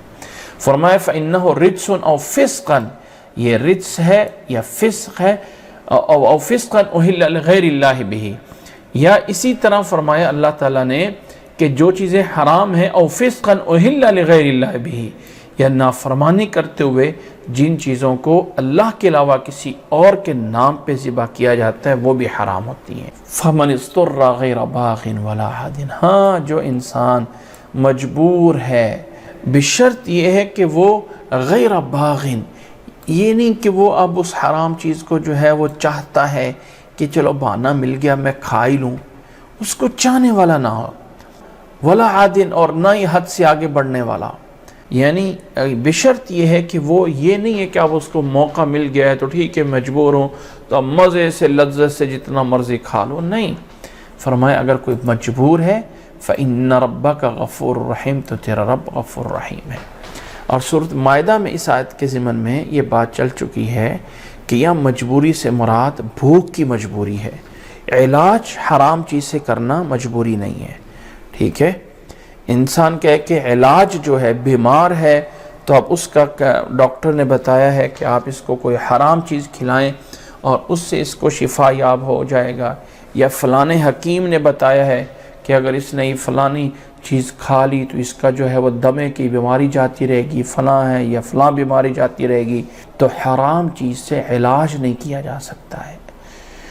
جو سورۃ مائدہ کے اندر اللہ تعالیٰ نے قید باقاعدہ فکس کیا تھا، فَمَنِ اضْطُرَّ فِي مَخْمَصَةٍ، جب کسی، یاد رکھیں قرآن مجید کا ایک رول ہے اصول تفسیر میں، جب ہم نے پڑھا تو انشاءاللہ اس بات کو جانیں گے کہ القرآن یفسر بعضہ بعضا، قرآن مجید کسی ایک جگہ کی تفسیر دوسری جگہ پہ بیان کر دیتا ہے، تو جب مقید کیا ہوا ہو تو اس کو، اس مطلق کو اسی مقید میں لینا ہوتا ہے۔ مثلا یہاں پہ اللہ نے فرمایا فَمَنِ اضْطُرَّ غَيْرَ بَاغٍ، جو انسان مجبور ہو گیا وہ کھا سکتا ہے۔ اب اس میں مجبور ہو گیا، بیماری کی وجہ سے مجبور ہے، بھوک کی وجہ سے مجبور ہے، کوئی اور بھی مجبوری ہے، فرمایا اس پہ ہم لے کے آئیں گے اس قید کو جو سورۃ مائدہ میں موجود ہے، اس کو ساتھ شامل کریں گے۔ وہاں اللہ نے فرمایا فَمَنِ اضْطُرَّ فِي مَخْمَصَةٍ غَيْرَ مُتَجَانِفٍ لِإِثْمٍ فَإِنَّ اللَّهَ غَفُورٌ رَحِيمٌ، جو بھوک میں مجبور ہو گیا، تو یہ مجبوری صرف بھوک کی ہوتی ہے، بھوک کے علاوہ کوئی اور مجبوری نہیں ہوتی جس سے انسان حرام کے اوپر جسارت کر لے۔ کچھ لوگ کہتے ہیں جی ہمیں کوئی جاب نہیں مل رہی ہے، مجبوری ہے، مجبوری میں تو حرام بھی حلال ہو جاتا ہے، اب مجبوری میں ہم حرام جاب کر رہے ہیں کیونکہ ہمیں صحیح جاب نہیں مل رہی ہے، فلاں فلاں۔ تو وہ دیکھیں وہ معاملہ اس کا کیسے ہے کیا نہیں ہے وہ اللہ جانتا ہے، لیکن مسئلہ یہ ہے، قانون یہ ہے کہ جو مجبوری ہے جس میں اجازت دی گئی ہے حرام کرنے کی، وہ صرف کھانے میں ہے۔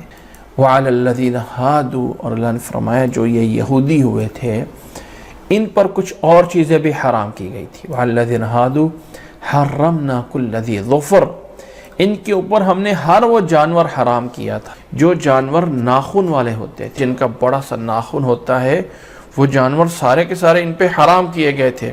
وَمِنَ الْبَقَرِ وَالْغَنَمِ حَرَّمْنَا عَلَيْهِمْ شُحُومَهُمَا إِلَّا مَا حَمَلَتْ ظُهُورُهُمَا، اور گائے سے اور بکری سے ہم نے جو اس کی چربی ہوتی ہے نا وہ ان پہ حرام کی تھی۔ إِلَّا مَا حَمَلَتْ ظُهُورُهُمَا، ہاں وہ والی چربی جو کمر میں ان کے ہاں اوپر سلب میں پائی جاتی ہے وہ حلال تھی، یا وہ والی چربی جو ان کی انتڑیوں کے ساتھ لگی ہو یہ والی تھوڑی سی حلال تھی، اس کے علاوہ باقی جو چربی ان پہ تھی وہ حرام تھی۔ وَمَا اخْتَلَطَ بِعَظْمٍ، اور اسی طرح وہ چربی جو کسی ہڈی کے اندر مکس ہوتی ہے وہ جو ہے وہ حلال تھی۔ یہ جو ہے اس کے علاوہ باقی سب جو ہے وہ ہم نے چربی ان پہ حرام کی تھی۔ ذَلِكَ جَزَيْنَاهُمْ بِبَغْيِهِمْ، فرمائے یہ ہم نے ان کو سزا دی تھی ان کی بغاوت کی وجہ سے، ان کے برے کرتوتوں کی وجہ سے۔ وَإِنَّا لَصَادِقُونَ، اور بے شک ہم سچے ہیں۔ یہود اپنے مذہب میں جس چیز کو حلال ہے اس کو کوشر کہتے ہیں یا کوشار کہتے ہیں۔ اگر آپ اس کے کبھی پکچر نکالیں نا کوشر، تو جانور کے حصے بنائے ہوئے ہیں، یہ کوشر ہے یہ کوشر نہیں ہے، یہ حلال ہے یہ حلال نہیں ہے، تو اپنے ہاں وہ لفظ جو ہے وہ یہ استعمال کرتے ہیں۔ اور اس کے بارے میں ہم سورۃ مائدہ کے شروع میں جان چکے ہیں کہ اسلام کے اندر یہ کوشر کیا حیثیت رکھتا ہے۔ فَإِن كَذَّبُوكَ، اگر آپ کو جھٹلاتے ہیں، فَقُلْ رَبُّكُمْ ذُو رَحْمَةٍ، تو آپ بتا دیجئے تمہارا رب بہت وسعت والا ہے۔ وَلَا يُرَدُّ بَأْسُهُ عَنِ الْقَوْمِ الْمُجْرِمِينَ، لیکن اس کا جو عذاب ہے وہ مجرم لوگوں سے ہٹایا نہیں جاتا ہے۔ آگے فرمایا سَيَقُولُ الَّذِينَ أَشْرَكُوا لَوْ شَاءَ اللَّهُ مَا أَشْرَكْنَا وَلَا آبَاؤُنَا۔ اچھا یہ آج کل کے لوگوں کا بھی بہانہ ہے اور اس وقت کے لوگوں کا بھی بہانہ موجود تھا، کہتے ہیں کہ اللہ تعالیٰ چاہتا تو ہم اور ہمارے آباء و اجداد کیوں شرک میں پڑتے، وَلَا حَرَّمْنَا مِن شَيْءٍ، اور کوئی چیز ہم حرام نہ کرتے۔ کہتے ہیں کہ یہ تو اللہ کی مرضی ہے نا کہ ہم ایسے کام کر رہے ہیں، اللہ تعالیٰ نے ہماری تقدیر میں تو لکھ دیا ہوا ہے کہ ہم جنتی ہیں یا جہنمی ہیں۔ تو کہتے ہیں سَيَقُولُ الَّذِينَ أَشْرَكُوا، تو مشرک بھی کہتے ہیں لَوْ شَاءَ اللَّهُ مَا أَشْرَكْنَا، اللہ تعالیٰ نے چاہا تو ہم کبھی بھی شرک نہ کرتے، ہم بھی اور نہ ہی ہمارے آباء و اجداد۔ وَلَا حَرَّمْنَا مِن شَيْءٍ، اور کسی چیز کو ہم نے حرام نہ کیا ہوتا۔ كَذَلِكَ كَذَّبَ الَّذِينَ مِن قَبْلِهِمْ، ان سے پہلے لوگوں نے بھی ایسے ہی جھٹلایا۔ حَتَّى ذَاقُوا بَأْسَنَا، یہاں تک کہ ہمارا عذاب ان پہ آ پہنچا۔ قُلْ هَلْ عِنْدَكُم مِّنْ عِلْمٍ فَتُخْرِجُوهُ لَنَا، کیا تمہارے پاس کوئی علم ہے، کوئی دلیل ہے تو نکالو اس کو کہ تم کہتے ہو اللہ نے یہ چاہا، اللہ تعالیٰ نے یہ ہمارے لیے لکھ دیا ہے فلاں۔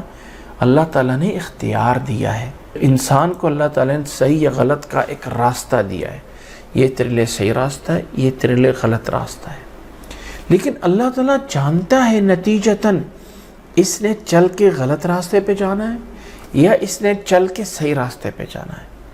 چن یہ خود رہا ہے، اختیار یہ خود کر رہا ہے۔ ایسا نہیں ہے کہ اللہ تعالیٰ نے کچھ نمازیں، کچھ گناہ، کچھ فلاں مکس کر کے ایک پیکج بنا دیا اور یہ جنتیوں کا پیکج ہے، یہ جہنمیوں کا پیکج ہے، تو اس طرح کر کے اعمال کا ایک بنڈل بنا دیا، یہ بنڈل فلانے انسان پہ، یہ بنڈل فلانے انسان پہ، اور انسان مجبور محض ہے جو لکھا ہوا ہے وہ کرنا ہی کرنا ہے۔ ایسا نہیں ہے، اللہ تعالیٰ نے انسان کو اختیار دیا ہے۔ سورۃ دہر میں اللہ نے فرمایا اِنَّا خَلَقْنَا الْإِنسَانَ مِن نُطْفَةٍ أَمْشَاجٍ فَجَعَلْنَاهُ سَمِيعًا بَصِيرًا إِنَّا هَدَيْنَاهُ السَّبِيلَ إِمَّا شَاكِرًا وَإِمَّا كَفُورًا۔ ہم نے انسان کو دیکھنے والا سننے والا بنایا، اب اس کی مرضی ہے کہ وہ شاکر بن جائے یا کافر بن جائے، راستہ بتا دیا۔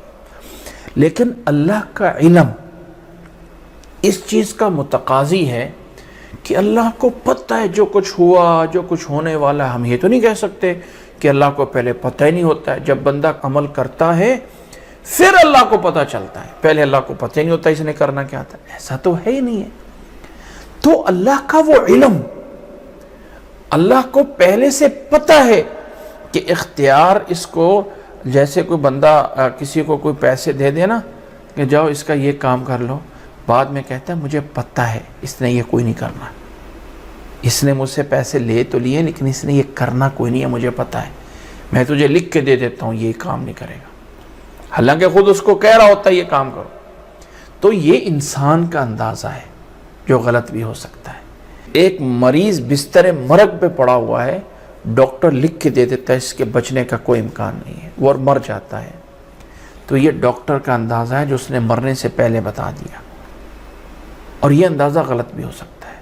لیکن اللہ تعالیٰ جس نے اس انسان کو پیدا کیا ہے وہ جانتا ہے کہ اس کو صحیح اور غلط کا جو اختیار ملا ہے، اس نے چلنا غلط پہ ہی ہے یا اس نے چلنا صحیح پہ ہی ہے، اور نتیجتاً اس نے جنت میں جانا یا جہنم میں جانا ہے۔ اس چیز کا نام تقدیر ہے۔ یہ چیز اللہ کے پاس لوح محفوظ میں لکھی ہے، وہ اللہ کو پہلے سے پتہ ہے کہ اس نے کون سے اعمال کرنے ہیں، اس کا نام تقدیر رکھا گیا ہے۔ یہ غلط فہمی کہ اللہ نے جو میری قسمت میں چونکہ لکھا ہی نہیں ہے تو میں کیوں کروں، نہیں، تقدیر کا سہارا لینا جائز نہیں ہے۔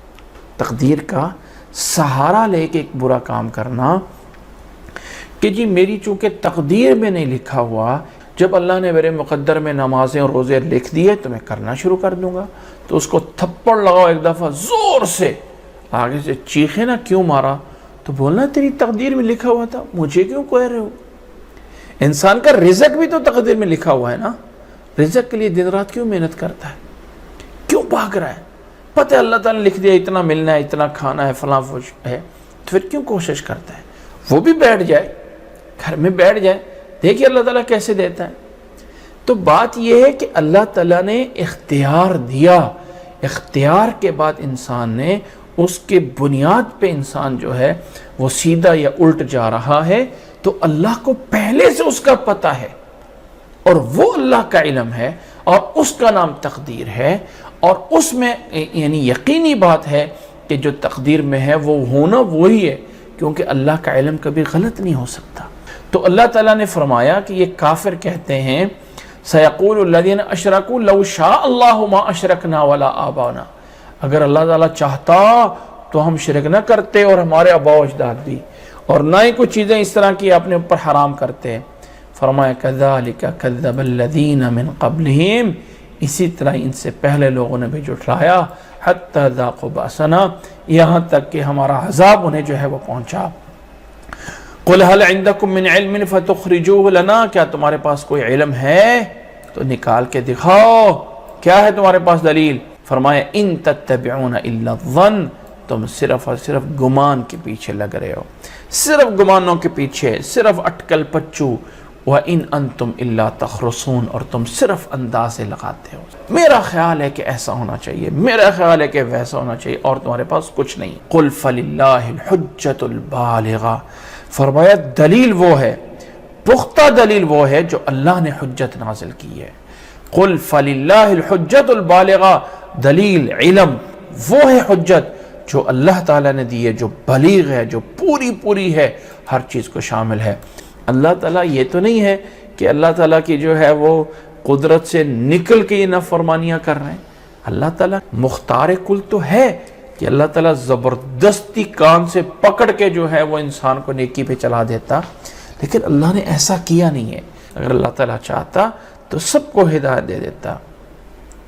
قُلْ هَلُمَّ شُهَدَاءَكُمُ الَّذِينَ يَشْهَدُونَ أَنَّ اللَّهَ حَرَّمَ هَذَا، فرمائے تھے بلا لو اپنے ان گواہوں کو جو یہ گواہی دے سکیں کہ اللہ نے ان چیزوں کو حرام کیا۔ فَإِن شَهِدُوا فَلَا تَشْهَدْ مَعَهُمْ، اگر گواہی دیں تو آپ ان کے پیچھے ساتھ نہیں لگنا ہے۔ جو ہماری آیات کے ساتھ کفر کر رہے ہوتے ہیں، وَالَّذِينَ لَا يُؤْمِنُونَ بِالْآخِرَةِ، اور جو آخرت پہ ایمان نہیں لا رہے ہوتے ان کے پیچھے نہیں لگنا ہے۔ وَهُمْ بِرَبِّهِمْ يَعْدِلُونَ، دوسروں کو رب کے ساتھ برابر کر رہے ہوتے ہیں، اپنے رب کے برابر دوسروں کو جو ہے وہ ٹھہرا رہے ہوتے ہیں۔ وَهُمْ بِرَبِّهِمْ يَعْدِلُونَ قُلْ تَعَالَوْا أَتْلُ مَا حَرَّمَ رَبُّكُمْ عَلَيْكُمْ، آؤ میں تمہیں بتاتا ہوں کیا ہے تمہارے رب نے حرام کیا۔ اللہ کا آرڈر یہ ہے، اللہ تشرکوا بہ شیئا، اللہ کے ساتھ کسی کو شریک نہیں کرنا ہے۔ یہ شرک اللہ نے حرام کیا ہے۔ وَبِالْوَالِدَيْنِ إِحْسَانًا، اور والدین کے ساتھ حسن سلوک کرنا ہے، یہ اللہ نے آرڈر دیا ہے۔ والدین کے ساتھ نافرمانی نہیں کرنی ہے، نافرمانی کرنا یہ تمہارے اوپر حرام کیا ہے۔ وَلَا تَقْتُلُوا أَوْلَادَكُمْ، اور اولادوں کو بھوک کے ڈر سے قتل نہیں کرنا ہے کہ انسان کہے کہ آپ کے لیے کھانا کہاں سے لے کے آئیں گے، یہ کہاں سے آئیں گے، یہ کہاں سے آئے گا۔ فرمایا اللہ تعالیٰ نے اولاد کو افلاس کے سبب، تنگ دستی، یہ سارے جو ہے وہ املاک پہ آتے ہیں، اس کے پیش نظر اولادوں کو قتل نہ کیا جائے۔ نحن نرزقکم وإیاہم، ہم تمہیں اور انہیں رزق دیں گے۔ رازق اللہ ہے، مت سوچو کہ دنیا میں یہ بچہ آ گیا تو کہاں سے کھائے گا، کہاں سے پیے گا، کہاں اس کا ہوگا۔ نحن نرزقکم وإیاہم ولا تقربوا الفواحش ما ظہر منها وما بطن، اور کسی بھی بے حیائی کے قریب بھی نہ جاؤ جو بے حیائی ظاہری طور پہ ہے یا پوشیدہ ہیں۔ کوئی جو ہے واضح تو نہیں ہوتا لیکن نتیجتاً یا انسان دل سے جان رہا ہوتا ہے غلط ہے۔ استفت قلبک ولو افتاک الناس، ذرا دل سے پوچھ لیا کر کہ یہ کام صحیح کر رہے ہو یا غلط کر رہے ہو۔ لوگ ہزاروں تجھے جائز ہونے کا فتویٰ بھی دے دیں تو دل سے پوچھ لے۔ فرمایا وَلَا تَقْرَبُوا الْفَوَاحِشَ مَا ظَهَرَ مِنْهَا وَمَا بَطَنَ، یہ ظاہر اور پوشیدہ طور پہ جتنے بھی فواحش ہیں ان سے دور رہو۔ اندر کمرے میں جا کے بند کر کے رضائی کے اندر اپنے موبائل کو کھول کے گندی چیزیں دیکھ کے فواحش کر کے انسان کہے کہ میں کسی کو نہیں دکھا رہا، یہ جتنے بھی فواحش ظاہر اور باطن ہیں ان سب کے قریب نہ جاؤ، ان کے قریب جانا تمہارے اوپر حرام کیا ہے۔ وَلَا تَقْتُلُوا النَّفْسَ الَّتِي حَرَّمَ اللَّهُ إِلَّا بِالْحَقِّ، اور کسی جان کو ناحق قتل نہیں کرنا جسے اللہ تعالیٰ نے حرام قرار دیا ہے۔ حق کے ساتھ کیا ہے کہ قتل کا بدلہ قتل ہے، یہ حق ہوتا ہے، یہ پورا کرنا ہوتا ہے۔ ناحق یہ ہے کہ کسی کو جو ہے قتل کرنا ہے بغیر کسی دلیل، بغیر کسی سبب کے کسی کو قتل کرنا، یہ حرام ہے۔ ذالکم وصاکم بہ لعلکم تعقلون، اور فرمایا ان چیزوں کے ساتھ تمہیں وصیت کی ہے، ان چیزوں کی تمہیں وصیت کی گئی ہے تاکہ تم عقل کرو، سمجھو۔ یہ ہیں رب کے پیغامات۔ اگر کوئی انسان یہ آیت، جس آیت کو ابھی ہم نے پڑھا ہے 151، اس آیت پہ عمل کر لیتا ہے تو جنت اس کا نصیب یقینی ہے۔ یہ ہیں جن گناہوں سے بچنا ہے۔ جب انسان ان کبائر گناہ سے بچ جاتا ہے، ان کبیرہ گناہوں سے بچ جاتا ہے تو اللہ اس کے چھوٹے چھوٹے گناہ معاف فرما دے گا۔ قُلْ تَعَالَوْا أَتْلُ مَا حَرَّمَ رَبُّكُمْ عَلَيْكُمْ، اس الفاظ کو اس انداز میں اللہ نے باور کرایا ہے نا، انداز، سٹائل یہ ہے، او تمہیں بتایا جاتا ہے کیا ہے تمہارے لیے رب کی طرف سے حرام، ایک اعلان کر کے، ایک آواز دے کے، بلا کے، تعالوا اتلو ما حرم ربکم، اور وہ کیا ہے؟ شرک کرنا، والدین کے ساتھ جو ہے وہ برا اخلاق کرنا، اولاد کو قتل کرنا، اور فرمایا برائی اور بے حیائی کے کام کرنا، کسی نفس کو ناحق قتل کرنا، یہ رب کی وصیت ہے، یہ رب کا حکم ہے جو تمہارے لیے ہے۔ یہاں پہ ایک بات میں سمجھانا چاہتا ہوں، اگرچہ یہ بات عام کرنا مناسب نہیں ہے، لیکن جب ہم ایک چیز تفصیلات سے احکام کو پڑھ رہے ہیں تو ان باتوں کو سمجھنا یا جاننا ایک مسلمان کے لیے ضروری ہے۔ اللہ تعالیٰ نے یہاں پہ کہا ہے اولاد کو قتل نہ کرو، افلاس، فقر، بھوک کے ڈر سے کہ کہاں سے وہ کھائیں گے، اس سے قتل نہ کرو۔ جو اولاد پیدا ہو گئی انہیں قتل کرنا تو یقیناً بہت بڑا گناہ ہے، اور جو بچہ ابھی پیدا نہیں ہوا، کیا اس کو پیدا ہونے سے پہلے قتل کرنا جائز ہے؟ نہیں۔ کیا وہ اس آیت میں آتا ہے؟ اللہ تعالیٰ نے کہا کہ یہ جو قید ہے نا کہ من املاق، یہ قید یہ نہیں ہے کہ یہ قید احترازی، یعنی لازمی بھوک کی وجہ سے قتل نہیں کر سکتے ہو، لیکن اگر کوئی اور وجہ ہے تو کر سکتے ہو، اس کا یہ مطلب نہیں۔ اکثر ہوتا یہ ہے کہ اولاد کو اس لیے جو ہے وہ روکا جاتا ہے کہ یہ اتنا زیادہ ہم کہاں سے رزق دیں گے، کون کفالت کرے گا؟ فرمایا ہم دینے والے ہیں، نحن نرزقکم وإیاہم۔ اکثر ایسا ہے، لیکن یہ قید احترازی نہیں ہے۔ احترازی کا مطلب کہ اگر املاک نہیں ہے کسی کو، بھوک یا کوئی اور وجہ ہے تو پھر قتل کر سکتے ہو، ایسا نہیں ہے۔ یہ قید اتفاقی، یعنی اتفاق یہ ہے کہ اکثر ایسے ہی ہوتا ہے کہ اس وجہ سے بچوں کو قتل کیا جاتا ہے۔ اب جو بچہ دنیا میں آیا نہیں ہے، اس کے بارے میں بات کو مختصر کرنے کے صرف خلاصہ بتا دیتا ہوں، لیکن خلاصہ بتاتے میں ڈرتا ہوں کہ کچھ لوگ بعض دفعہ ایسے ہوتا ہے کہ وہ میں نے کہانی ایک قصہ بتایا تھا نا، کہ بعض دفعہ آپ نمک کی اجازت دیتے ہیں نا تو لوگ اس کو سمجھ لیتے ہیں سارا کا سارا ہمارے لیے حلال ہو گیا۔ تو اگر یہ بتا دو نا کہ اتنی سی اجازت ہے، لوگ اس کو اتنی سی اجازت بنا لیں گے۔ تو میری بات میں جتنا بتاؤں اتنا سمجھا جائے۔ اللہ کے نبی صلی اللہ علیہ وسلم کے صحابہ کے دور میں ایک چیز پائی جاتی تھی جس کو عزل کہا جاتا ہے۔ دین میں شرم و حیا نہیں ہے، حق اور مسائل کے سمجھنے میں کوئی شرم نہیں ہے، اس لیے میں مسئلے کو تھوڑا سا سمجھانے کے لیے ایک دبے الفاظ میں سمجھانے کی کوشش کروں گا۔ صحابہ کے دور میں ایک عزل ہوتا تھا۔ عزل یہ ہے کہ خامد بیوی آپس میں ملنے کے بعد خامد جو ہے اپنا پانی ہے وہ عورت کے اندر نہیں جانے دیتا ہے تاکہ عورت حاملہ نہ ہو، اس کو عزل بولا جاتا تھا، اور یہ اللہ کے نبی صلی اللہ علیہ وسلم کے دور میں تھا۔ بعض دفعہ یہ اس لیے کیا جاتا تھا تاکہ آگے عورت جو ہے وہ حاملہ نہ ہو جائے، حمل میں نہ آ جائے۔ تو اللہ کے نبی صلی اللہ علیہ وسلم سے صحابی فرماتے ہیں کنا نعزل والقرآن ینزل، کہ ہم عزل کرتے تھے اور قرآن نازل ہوتا تھا۔ اگر یہ کام ناجائز ہوتا تو نبی صلی اللہ علیہ وسلم اس سے منع کر دیتے، لیکن اللہ کے نبی صلی اللہ علیہ وسلم نے منع نہیں فرمایا۔ تو عزل موجود تھا۔ اب اس سے ہم کیا لیں گے کہ اگر کسی بچے کے پیدا ہونے سے پہلے، ویسے اسلام کے اندر یہ محبوب ہے، پسندیدہ ہے کثرت اولاد ہونا۔ اللہ کے نبی صلی اللہ علیہ وسلم نے فرمایا تھا کہ ایک ایسی عورت سے نکاح کرو جس کے بچے زیادہ ہوں، فَإِنِّي مُكَاثِرٌ بِكُمُ الْأَنْبِيَاءَ، میں قیامت والے دن جو ہے انبیاء سے اس بات پہ فخر کروں گا کہ میری امت کے زیادہ لوگ ہیں۔ تو اسلام کے اندر زیادہ اولاد ہونا یہ محبوب سمجھا جاتا ہے، ایک اچھی بات سمجھی جاتی ہے، لیکن جواز موجود ہے، اجازت موجود ہے کہ اگر کوئی انسان ایک محدود مدت کے لیے، محدود ٹائم کے لیے کسی طرح بھی اگر حمل ہونے سے کوئی رکاوٹ ہو جائے تو اس کی ایک محدود ٹائم کے لیے اجازت ہو سکتی ہے۔ اللہ کے نبی صلی اللہ علیہ وسلم کے صحابہ کے دور میں یہ عزل پایا جاتا تھا۔ لیکن کوئی ایسا عمل کرنا کہ جس سے عورت کے اندر سے آپریشن کر کے یا کوئی ایسا کر کے بچے پیدا ہونے کی صلاحیت ہی ختم کر دی جائے تو یہ ناجائز ہے، یہ حرام ہے۔ لیکن اگر کچھ ٹائم کے لیے اس کے لیے کوئی بھی آپشن ہو سکتا ہے، ہر ایک عقل مند سمجھ سکتا ہے، جو بھی طریقہ کر سکتا ہے، کچھ ٹائم کے لیے اگر اس میں وقفہ ہو جائے تو اسلام میں اس کو معیوب یا گناہ نہیں سمجھا جائے گا۔ جیسے میں نے یہ ہے بچے کے ہونے سے ہی پہلے کی بات ہو رہی ہے، ایک بات ہو گئی۔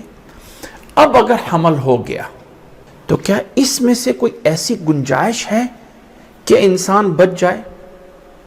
اب یہاں پہ ذرا نوٹ کیجئے گا، جب بچہ ماں کے پیٹ میں ہوتا ہے تو سب سے پہلے جیسے قرآن نے بیان کیا ہے کہ وہ ایک نطفہ ہوتا ہے، پھر ایک لوتھڑا بنتا ہے، پھر ایک گوشت کا ٹکڑا بنتا ہے، اور پھر جا کے اس کے اوپر ہڈیاں اور وہ سارا ایک انسانی ڈھانچہ بنتا ہے، اور پھر بچہ جب 4 مہینے کا ہو جاتا ہے تو تب ایک فرشتہ آتا ہے، اس میں روح پھونک دی جاتی ہے، اور اس کا شقی اور سعید ہونا یعنی اس کا نیک یا بدبخت ہونا وہ بھی اللہ کو پہلے سے پتہ ہوتا ہے۔ اب وہ جو ہے فرشتوں کے علم میں آ جاتا ہے، اس کا رزق کتنا ہے وہ علم میں آ جاتا ہے، اس کی عمر کتنی ہے وہ بھی لکھ دی جاتی ہے، یعنی یہ چیزیں اللہ تعالیٰ کو پہلے سے پتہ ہے۔ لیکن ایک جو ہے وہ ایک نوشتہ اب اس کے لیے تحریر بن گئی، یہ جنتی ہے، اتنا اس کا رزق ہے، اتنی اس کی عمر ہے، اور یہ ہے یہ نیک ہے بد ہے. کرنا جو اس انسان نے ہے، جو میں پہلے سمجھا چکا ہوں، نتیجہ اس چیز کا ہے وہ اللہ کو پہلے سے پتا ہے. اختیار اس کو دیا گیا ہے، اس نے جو کرنا ہے وہ اللہ کو پہلے سے پتا ہے. وہ اللہ تعالیٰ کی تقدیر ہے. ایسا نہیں ہے کہ اس تقدیر کو اللہ نے پہلے سے کسی انسان کو بتایا ہوا ہے. اب یہ 4 مہینے پہ جب فرشتہ آ کے لکھ دیا جاتا ہے، اس کے بعد اس میں روح پھونک دی جاتی ہے. اس کے بعد یہ بچہ ہلنے لگ جاتا ہے، یہ ایک انسان بن جاتا ہے. اس 4 مہینے کے بعد اس بچے کو نکالنا یہ قتل سمجھا جاتا ہے. یہ قتل ہے. اگر اس 4 مہینے کے بعد بچے کے پیدا ہونے تک کسی عورت پہ کوئی ظلم کر دیتا ہے اور اس ظلم کے نتیجے میں عورت کا وہ بچہ ضائع ہو جاتا ہے، تو اس مارنے والے کو دیت دینی پڑتی ہے اسلام میں، کہ اس نے بچے کو قتل کیا ہے جو ماں کے پیٹ میں. تو اس جنین کی دیت ہوتی ہے جو دینا پڑ جاتی ہے اگر یہ 4 مہینے کے بعد ہوتا ہے تو. لیکن یہ 4 مہینے کا جب بچہ ہو چکا ہے، اس کے بعد کوئی طریقہ، کوئی آپشن نہیں ہے کہ آپ کہیں کہ جی ہم کسی طریقے سے بچے کو ضائع کر دیں گے، یہ کر دیں گے، وہ کر دیں. ہاں، اب اس 16 ہفتے سے پہلے کی بات ہے. ابھی تک وہ انسان نہیں بنا، گوشت کی صورت میں ایک خون کا لوتھڑا سا ہے. کیا اس کے اندر کوئی گنجائش موجود ہے؟ کیا اس کے اندر کوئی آپشن موجود ہے؟ اس دوران اگر کوئی ایسا ڈاکٹر کہہ دے کہ جس ڈاکٹر کو آپ ایک اسپیشل ڈاکٹر ہے جو اپنی فیلڈ کا ہے، اور وہ یہ کہہ دے کہ اس بچے کی وجہ سے ماں کی صحت کو یہ خطرہ ہے یا بچے کی صحت کو یہ خطرہ ہے، تو ابھی تک وہ انسان نہیں بنا ہے. ابھی تک وہ ایک گوشت کا لوتھڑا ہے. آپ کسی کے انسان کے آپریشن کر کے اس کی کوئی آنت بڑھ جاتی تو کاٹ دیتے ہیں. کوئی بھی ایک آپریشن کسی چیز کا ہو جاتا ہوتا ہے، اس کی کوئی ناک کی ہڈی بڑھ گئی ہے، اس کے کوئی کان کی ہڈی بڑھ گئی تو کاٹ دی جاتی ہے. تو یہ ابھی تک انسان نہیں بنا ہے. اس دوران اگر کوئی ڈاکٹر یہ کہہ دے، اگر کوئی بہت بڑے لیول پہ کوئی آ کے بہت بڑی پرابلم آ رہی ہو، تو اس میں کچھ گنجائش ہو سکتی ہے. اگر ایسا اس دوران ہو گیا تو ہم اسے قتل نفس نہیں کہہ سکتے. کہ وَلَا تَقْتُلُوا أَوْلَادَكُمْ میں جو اللہ نے اس آیت میں فرمایا ہے، تب وہ اس آیت کے ضمن میں نہیں آئے گا. اس آیت کے ضمن میں تب آئے گا جب وہ ایک اولاد اور ولد بن چکا ہے، جب اس میں روح پھونکی جا سکی ہے. یاد رکھ لیں کہ بہت سے مسائل میں ہمارے ہاں افراط اور تفریط پایا جاتا ہے. کچھ لوگ ادھر ہوتے ہیں جو ساری چیزیں غلط، اور کچھ چیزیں ادھر ہوتے ہیں سب چیزیں جائز. نہیں، اسلام نے ہمیں ایک امت وسط بنایا ہے، اور اس امت وسط میں بہت سارے پہلو ہیں جو ہمیں دیکھ کے چلنا ہوتے ہیں. بہت ساری حکمتیں ہیں. کس وقت کیا ضرورت ہے، کس وقت کیا ضرورت ہے. بچے پیدا ہونے زیادہ یہ محبوب ہیں، اللہ کے نبی نے پسندیدہ کہا ہے. لیکن یہاں آ کے آپ آیت آ کے فٹ کریں اور کہیں کہ وَلَا تَقْتُلُوا أَوْلَادَكُمْ مِنْ إِمْلَاقٍ نَحْنُ نَرْزُقُكُمْ وَإِيَّاهُمْ. ہاں، یہ آیت نتیجتاً ہو سکتی ہے، لیکن یہ کہہ دینا کہ یعنی کسی بھی میدان میں افراط نہیں چاہیے. کبھی ایک ایسا کیس آ جاتا ہے، اس کیس میں ایک ایسی مجبوری آ جاتی ہے، اس حمل کو 4 مہینے نہیں پورے ہوئے، اب اس میں کوئی ایسی مجبوری آ جاتی ہے تو فتویٰ ٹھاک، یہ تو قتل ہے، یہ یوں ہے، یہ ہے. اللہ کے لیے ہمیں انصاف چاہیے. ہم اس وقت دین کے اندر متحمل نہیں ہیں. ہم اس وقت ذرا معاشرہ دیکھیں. ایک انسان، اس میں کوئی شک نہیں کہ اولاد کی پرورش والدین کی ذمہ داری ہے. اس میں کوئی شک نہیں ہے کہ اولاد کے اخراجات پورے کرنے ماں باپ کی ذمہ داری ہے. اب اگر انسان کے پاس پہلے سے 5-10 بچے موجود ہیں، اگر تھوڑا سا کوئی ایسا وقفہ ہو جاتا ہے تو فتویٰ لگا دینا کہ اب تو یہ ناجائز ہو گیا، یہ غلط. ہاں، راستہ ایسا اختیار کرنا کہ جس لیے مکمل ہمیشہ سے عورت کی صلاحیت کو ختم کر دینا، یہ حرام ہے. یہ تغییر خلق اللہ ہے. یہ ناجائز ہے.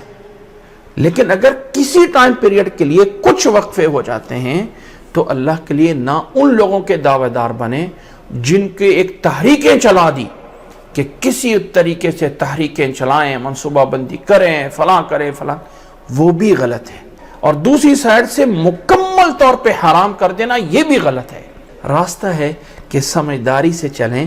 محبوب چیز ہے زیادہ ہونا، لیکن حالات ایسے ہیں، ایک گھرانہ دنیا دار الاسباب ہے، سبب کے نتیجے میں رزلٹ آتا ہے. تو یہ ساری باتیں میں نے سمجھانے کے لیے کہی ہیں. اللہ ہمیں سمجھنے کی توفیق عطا فرمائے. اللہ ہمیں ان چیزوں کے اندر انصاف پہ رہنے کی توفیق عطا فرمائے. امید ہے کہ بات سمجھ آ گئی ہوگی. آگے اللہ تعالیٰ نے فرمایا رب کے ساتھ شریک نہیں کرنا، والدین کے ساتھ حسن سلوک کرنا، اولاد کو قتل نہیں کرنا ہے، برائی اور بے حیائی کے قریب نہیں جانا ہے، کسی جان کو ناحق قتل نہیں کرنا ہے. فرمایا ذالکم وصاکم بہ لعلکم تعقلون، ان چیزوں کی تمہارے رب نے وصیت کی ہے تاکہ تم جو ہے عقل کرو. ولا تقربوا مال یتیم الا باللتی ہی احسن، اور یتیم کے مال کو مت کھاؤ. اگر اس کو استعمال کرنا ہے اور یتیم کی تربیت کرنی ہے تو ایک اچھے انداز سے، الا باللتی ہی احسن حتی یبلغ اشدہ، یہاں تک کہ وہ جب بلوغت کو پہنچ جائے یا سمجھداری کو پہنچ جائے تو اس کا مال اسے دو. وَأَوْفُوا الْكَيْلَ وَالْمِيزَانَ بِالْقِسْطِ، اور ترازو میزان ماپنے میں، تولنے میں، پیمائش کرنے میں ڈنڈی نہ مارو. ڈنڈی نہ مارو، یہ بہت بڑا گناہ ہے کہ تولتے وقت، ماپتے وقت آگے والے کو چیز کم دینا، یہ بہت بڑا گناہ ہے. فرمایا وَأَوْفُوا الْكَيْلَ وَالْمِيزَانَ بِالْقِسْطِ لَا نُكَلِّفُ نَفْسًا إِلَّا وُسْعَهَا. اللہ نے فرمایا ہم نے کسی جان پہ بوجھ اس کی وسعت سے زیادہ نہیں ڈالا ہے. وَإِذَا قُلْتُمْ فَعْدِلُوا، اور جب بات کرو تو انصاف کی بات کرو، انصاف کے ساتھ بات کرو. وَلَوْ كَانَ ذَا قُرْبَىٰ، اگرچہ قریبی انسان، قریبی رشتہ داری کیوں نہ ہو، بات کرنی ہے تو انصاف سے کرنی ہے. وَبِعَهْدِ اللَّهِ أَوْفُوا، اور اللہ کے وعدوں کو پورا کرو. ذَلِكُمْ وَصَّاكُمْ بِهِ لَعَلَّكُمْ تَذَكَّرُونَ، اللہ تعالیٰ تمہیں ان چیزوں کی وصیت کرتا ہے، اللہ تعالیٰ تمہیں یہ احکامات دیتا ہے، اللہ تعالیٰ تمہیں جو ہے یہ آرڈرز دیتا ہے، ان کو پورا کرو تاکہ تم نصیحت حاصل کرو. وَأَنَّ هَذَا صِرَاطِي مُسْتَقِيمًا فَاتَّبِعُوهُ، اور فرمایا لوگو یہ ایک راستہ میرا ہے، صراطی مستقیماً، یہ میرا ایک راستہ ہے. فَاتَّبِعُوا، اس کی اتباع کرو. وَلَا تَتَّبِعُوا السُّبُلَ فَتَفَرَّقَ بِكُمْ عَنْ سَبِيلِهِ، اور کئی راستوں کے پیچھے مت لگو کہ وہ تمہیں میرے ایک راستے سے جو ہے اللہ کے راستے ایک سے تمہیں دور کر دیں گے. اللہ کا راستہ ایک ہے. یہ کہا جاتا ہے کہ اسلام کے اندر 4 طریقے درست ہیں اور چاروں میں سے جس پہ عمل کر لو صحیح ہے. یا ایک انسان کو فکس کر کے ایک پہ چلنا چاہیے، نہ فکس ایک پہ اسلام نے کہا ہے، نہ یہ کہا ہے چاروں صحیح ہیں. اصل میں ایک صحیح ہے اور یہ چاروں ایک ہی ہیں. یہ ہمیں اختلافات میں ڈلوا کے چاروں کو الگ کیا گیا ہے، حقیقت میں یہ چاروں بھی پیچھے سے ایک ہی ہیں. امام ابو حنیفہ، امام مالک، امام شافعی، امام احمد ابن حنبل، کسی کے منہج میں کوئی فرق نہیں ہے. فرق صرف آگے ماننے والوں نے بنا بنا کے مسائل میں کھینچ تانیاں کر کے کہاں سے کہاں اختلافات سر پہ چڑھا دیے.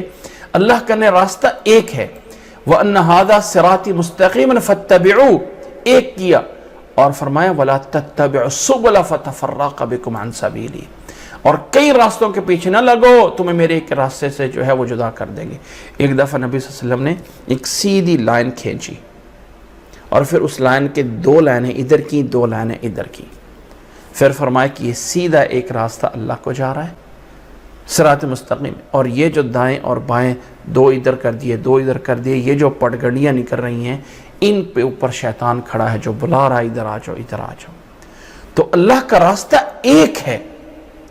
کئی صحیح چیزوں کا نام دین نہیں ہو سکتا. وَلَا تَتَّبِعُوا السُّبُلَ، یہاں پہ سبل کو جمع کے لے کے آیا ہے، صراط کو مفرد کے گیا ہے. راستہ ایک ہی صحیح ہوتا ہے. فرمایا فَتَفَرَّقَ بِكُمْ عَنْ سَبِيلِي ذَلِكُمْ وَصَّاكُمْ بِهِ لَعَلَّكُمْ تَتَّقُونَ، اس چیز کی وصیت کی جاتی ہے تمہیں تاکہ تم تقوی اختیار کرو. ثم آتینا موسیٰ الکتاب تماما علی الذی احسن وتفصیلا لکل شیء. اسی طرح ہم نے فرمایا موسیٰ علیہ السلام کو جو کتاب عطا فرمائی تھی وہ بھی تمام کامل تھی، تمام خوبیاں اس کے اندر جو ہے وہ موجود تھی، اچھی طرح اس کے اندر پوری کی گئی تھی. تماما علی الذی احسن، پوری کیا اس کے اندر نعمت، وتفصیلا لکل شیء، اور ہر چیز کی تفصیل اس میں موجود تھی. اور وَهُدًى وَرَحْمَةً لَعَلَّهُمْ بِلِقَاءِ رَبِّهِمْ يُؤْمِنُونَ، وہ ان کے لیے ہدایت اور رحمت تھی تاکہ رب کی ملاقات پہ وہ ایمان لے کے آ جائیں. وَهَذَا كِتَابٌ أَنزَلْنَاهُ مُبَارَكٌ فَاتَّبِعُوهُ، اور لوگوں یہ کتاب ہم نے مبارک بنا کے نازل کی ہے، فَاتَّبِعُوهُ، اس کی اتباع کر لو. وَاتَّقُوهُ، اور ڈرو، لَعَلَّكُمْ تُرْحَمُونَ، تاکہ تم پہ رحم کیا جائے. أَن تَقُولُوا إِنَّمَا أُنزِلَ الْكِتَابُ عَلَى طَائِفَتَيْنِ مِن قَبْلِنَا وَإِن كُنَّا عَن دِرَاسَتِهِمْ لَغَافِلِينَ.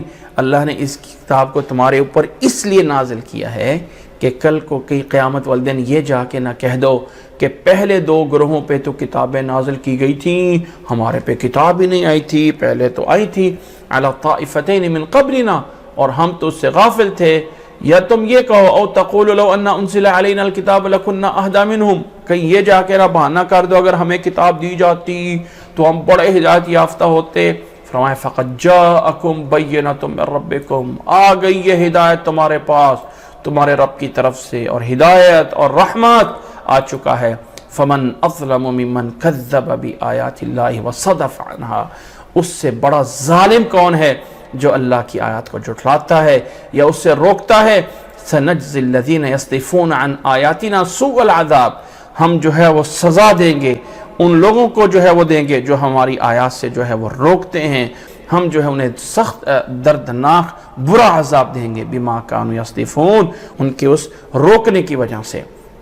هل ينظرون الا ان تأتيهم الملائکہ، اور یہ سب کچھ ہونے کے بعد کس چیز کا انتظار کر رہے ہیں؟ اور فرشتے نازل ہونے کا انتظار کر رہے ہیں کہ جب قیامت قائم ہو جائے گی اس چیز کا انتظار کر رہے ہیں. او یأتی ربک، یا تیرا رب جب آئے گا قیامت والے دن اس چیز کا انتظار کر رہے ہیں؟ کیوں نہیں مان رہے؟ اتنا کچھ آ چکا ہے. او یأتی بعض آیات ربک، یا وہ تیرے رب کی جو بعض بڑی نشانیاں آنی ہیں اس چیز کا انتظار کر رہے ہیں. یوم یأتی بعض آیات ربک، تیرے رب کی وہ بعض نشانیاں جس دن آ جائیں گی اس دن لا ينفع نفس ایمانها لم تکن آمنت من قبل، اس دن کسی جان کو ایمان لانا اسے فائدہ نہیں دے گا جو اس سے پہلے ایمان نہیں لائے ہوں گے. اور کسبت فی ایمانها خیرا، یا پہلے کوئی نیکیاں نہیں کی ہوں گی تو اس دن کی نیکیاں کرنی کوئی فائدہ نہیں دیں گی. قل انتظروا انا منتظرون، انتظار کرو میں بھی تمہارے ساتھ انتظار کرنے والا ہوں.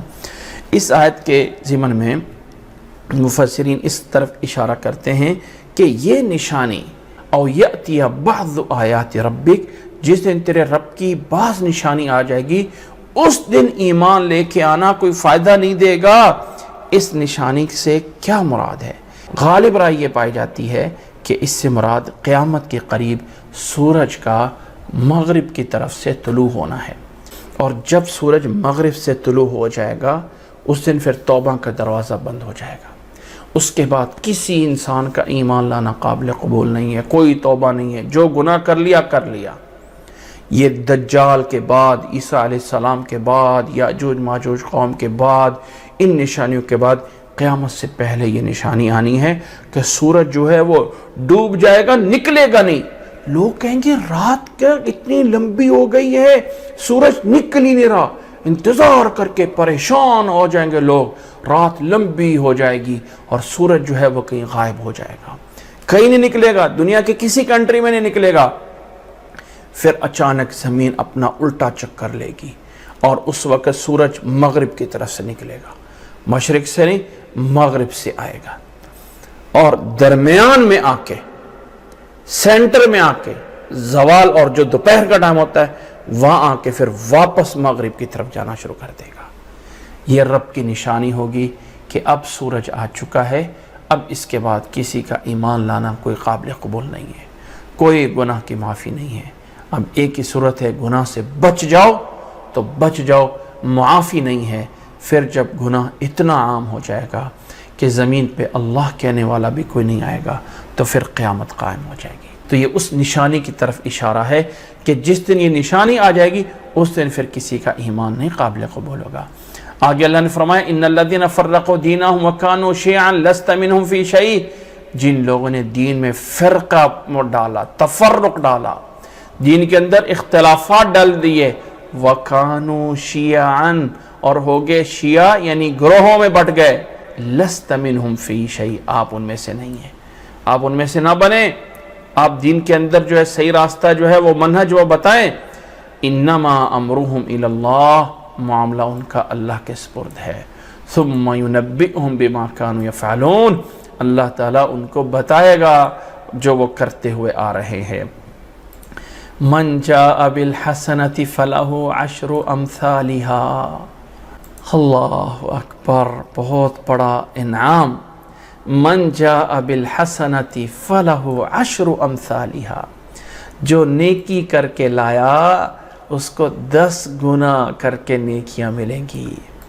ومن جاء بالسیئۃ فلا یجزا الا مثلہا، اور جس نے گناہ کیا اس کو گناہ اتنا ہی ملے گا جتنا اس نے کیا ہے، الا مثلہا وہم لا یظلمون، اور کسی پہ کوئی ظلم نہیں کیا جائے گا۔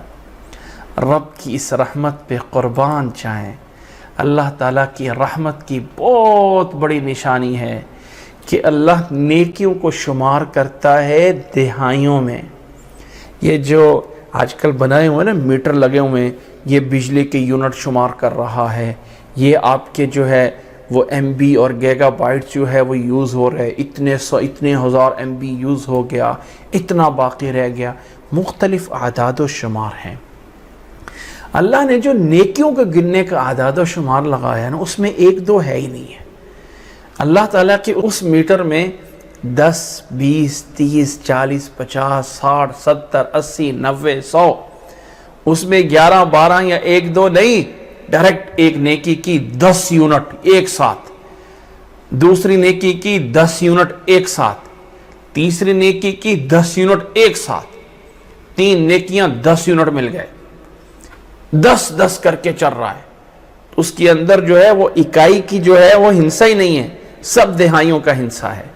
یہ انسان کا نیکیوں کا میٹر چل رہا ہے، اور جو برائیوں کا میٹر ہے وہ 1 2 3 سے چل رہا ہے، وہ دہائیوں سے نہیں چل رہا۔ 1 گناہ کیا 1 ہی، 2 کر لیے 2، 3 کر لیے 3، 4 کر لیے 4، اب 4 40 نہیں بن جائیں گے، لیکن نیکیاں 4 40 بن رہی ہیں، نیکیاں 10 100 بن رہی ہیں، گناہ 10 10 ہی رہ رہے ہیں۔ کتنا بد نصیب ہوگا وہ انسان قیامت کے دن کہ جس کی اکائیاں اس کی دہائیوں سے زیادہ ہو جائیں گی۔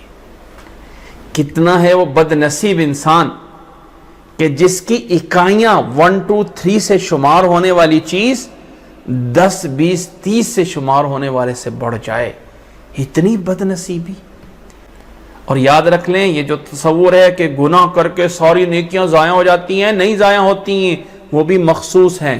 نیکی اپنی جگہ پہ رہتی ہے اور گناہ اپنی جگہ پہ چلتا ہے۔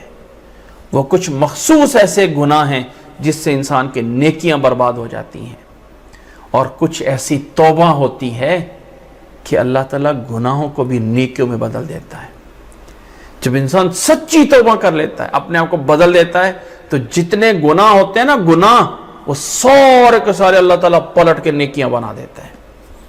لیکن نیکیوں کو تو گناہ نہیں نہ بنایا جاتا۔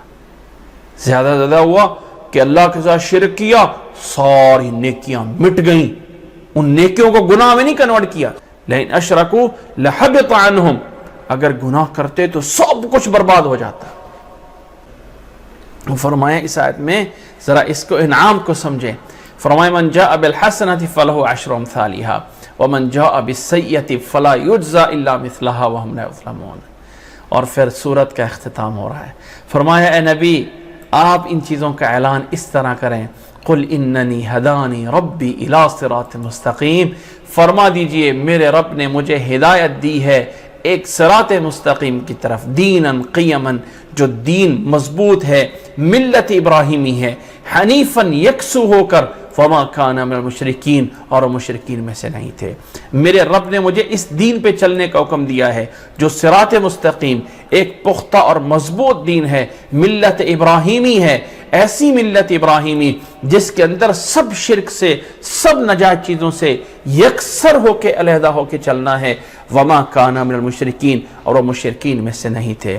فرمایا قل ان صلاتی ونسکی ومحیای ومماتی للہ رب العالمین، فرما دیجئے ان صلاتی، میری نمازیں، ونسکی، میری قربانی، ومحیای، اور میری زندگی، ومماتی، اور میری موت، للہ رب العالمین ہے، رب العالمین کے لیے، میرا سب کچھ اللہ کے لیے ہے، سب دنیا سے، سب جہانوں سے فنا ہوں صرف اس اللہ کے لیے، لا شریک لہ، اس کا کوئی شریک نہیں ہے، وَبِذَالِكَ أُمِرْتُ، اور مجھے اسی چیز کا آرڈر دیا گیا ہے، مجھے رب کی طرف سے آرڈر اسی کا ہے، وَأَنَا أَوَّلُ الْمُسْلِمِينَ، اور میں سب سے پہلا مسلمان ہونے والا ہوں۔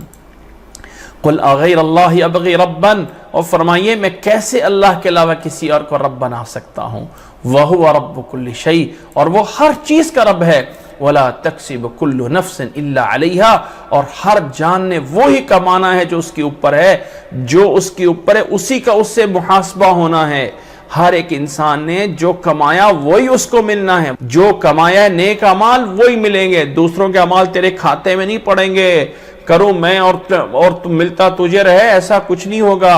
وَلَا تَكْسِبُ كُلُّ نَفْسٍ إِلَّا عَلَيْهَا وَلَا تَزِرُ وَازِرَةٌ وِزْرَ أُخْرَى، اور کوئی جان کسی دوسری جان کا بوجھ نہیں اٹھائے گی، ثُمَّ إِلَىٰ رَبِّكُمْ مَرْجِعُكُمْ، پھر تمہیں اپنے رب کی طرف لوٹ کر جانا ہے، فَيُنَبِّئُكُمْ بِمَا كُنْتُمْ فِيهِ تَخْتَلِفُونَ، بس وہ تمہیں بتائے گا ان چیزوں میں جس میں تم اختلاف کرتے رہے ہو۔ وَهُوَ الَّذِي جَعَلَكُمْ خَلَائِفَ الْأَرْضِ، اور اس اللہ نے تمہیں زمین میں خلائف بنایا ہے، خلائف خلیفہ کی جمع ہے، خلیفہ کا معنی ہوتا ہے پہلا گیا اور اس کے بعد پیچھے والا آ گیا، تو انسان اللہ کا خلیفہ نہیں ہے کہ اللہ کے کام ہیں جو اس کے ذمہ لگ گئے ہیں، ایسا نہیں ہے، بلکہ انسان ایک کے بعد دوسرا آ رہا ہے، یہ معنی ہے ایک کے بعد دوسرے آئیں گے، ایک کے بعد دوسرے آئیں گے، خلائف الارض ہیں۔ وَرَفَّعَ بَعْضَكُمْ فَوْقَ بَعْضٍ دَرَجَاتٍ، اور اللہ نے بعض کے اوپر درجات بلند کیے ہیں، اللہ نے بعض کو غریب بنایا، بعض کو امیر بنایا، بعض کو طاقتور بنایا، بعض کو کمزور بنایا، کیوں؟ کہ دنیا کا نظام چلنا ہے، اگر سارے ہی بڑے اچھے بن جاتے تو چھوٹے چھوٹے کام کون کرتا؟ اگر سارے جو ہے امیر بن جاتے، چھوٹے چھوٹے کام کون کرتا؟ اللہ نے فرمایا وَرَفَّعَ بَعْضَكُمْ فَوْقَ بَعْضٍ دَرَجَاتٍ لِيَبْلُوَكُمْ، تاکہ تمہیں آزمایا جائے، فیما آتاکم، جو اللہ نے تمہیں دیا ہے، جو اللہ نے تمہیں دیا ہے آزمایا جائے کون رب کا کتنا شکر گزار بنتا ہے۔ ان ربک سریع العقاب، تیرا رب جلد حساب لینے والا ہے، وَإِنَّهُ لَغَفُورٌ الرَّحِيمٌ، کہ اللہ یقیناً بے شک غفور اور رحیم ہے، معاف کرنے والا ہے، رحم کرنے والا ہے۔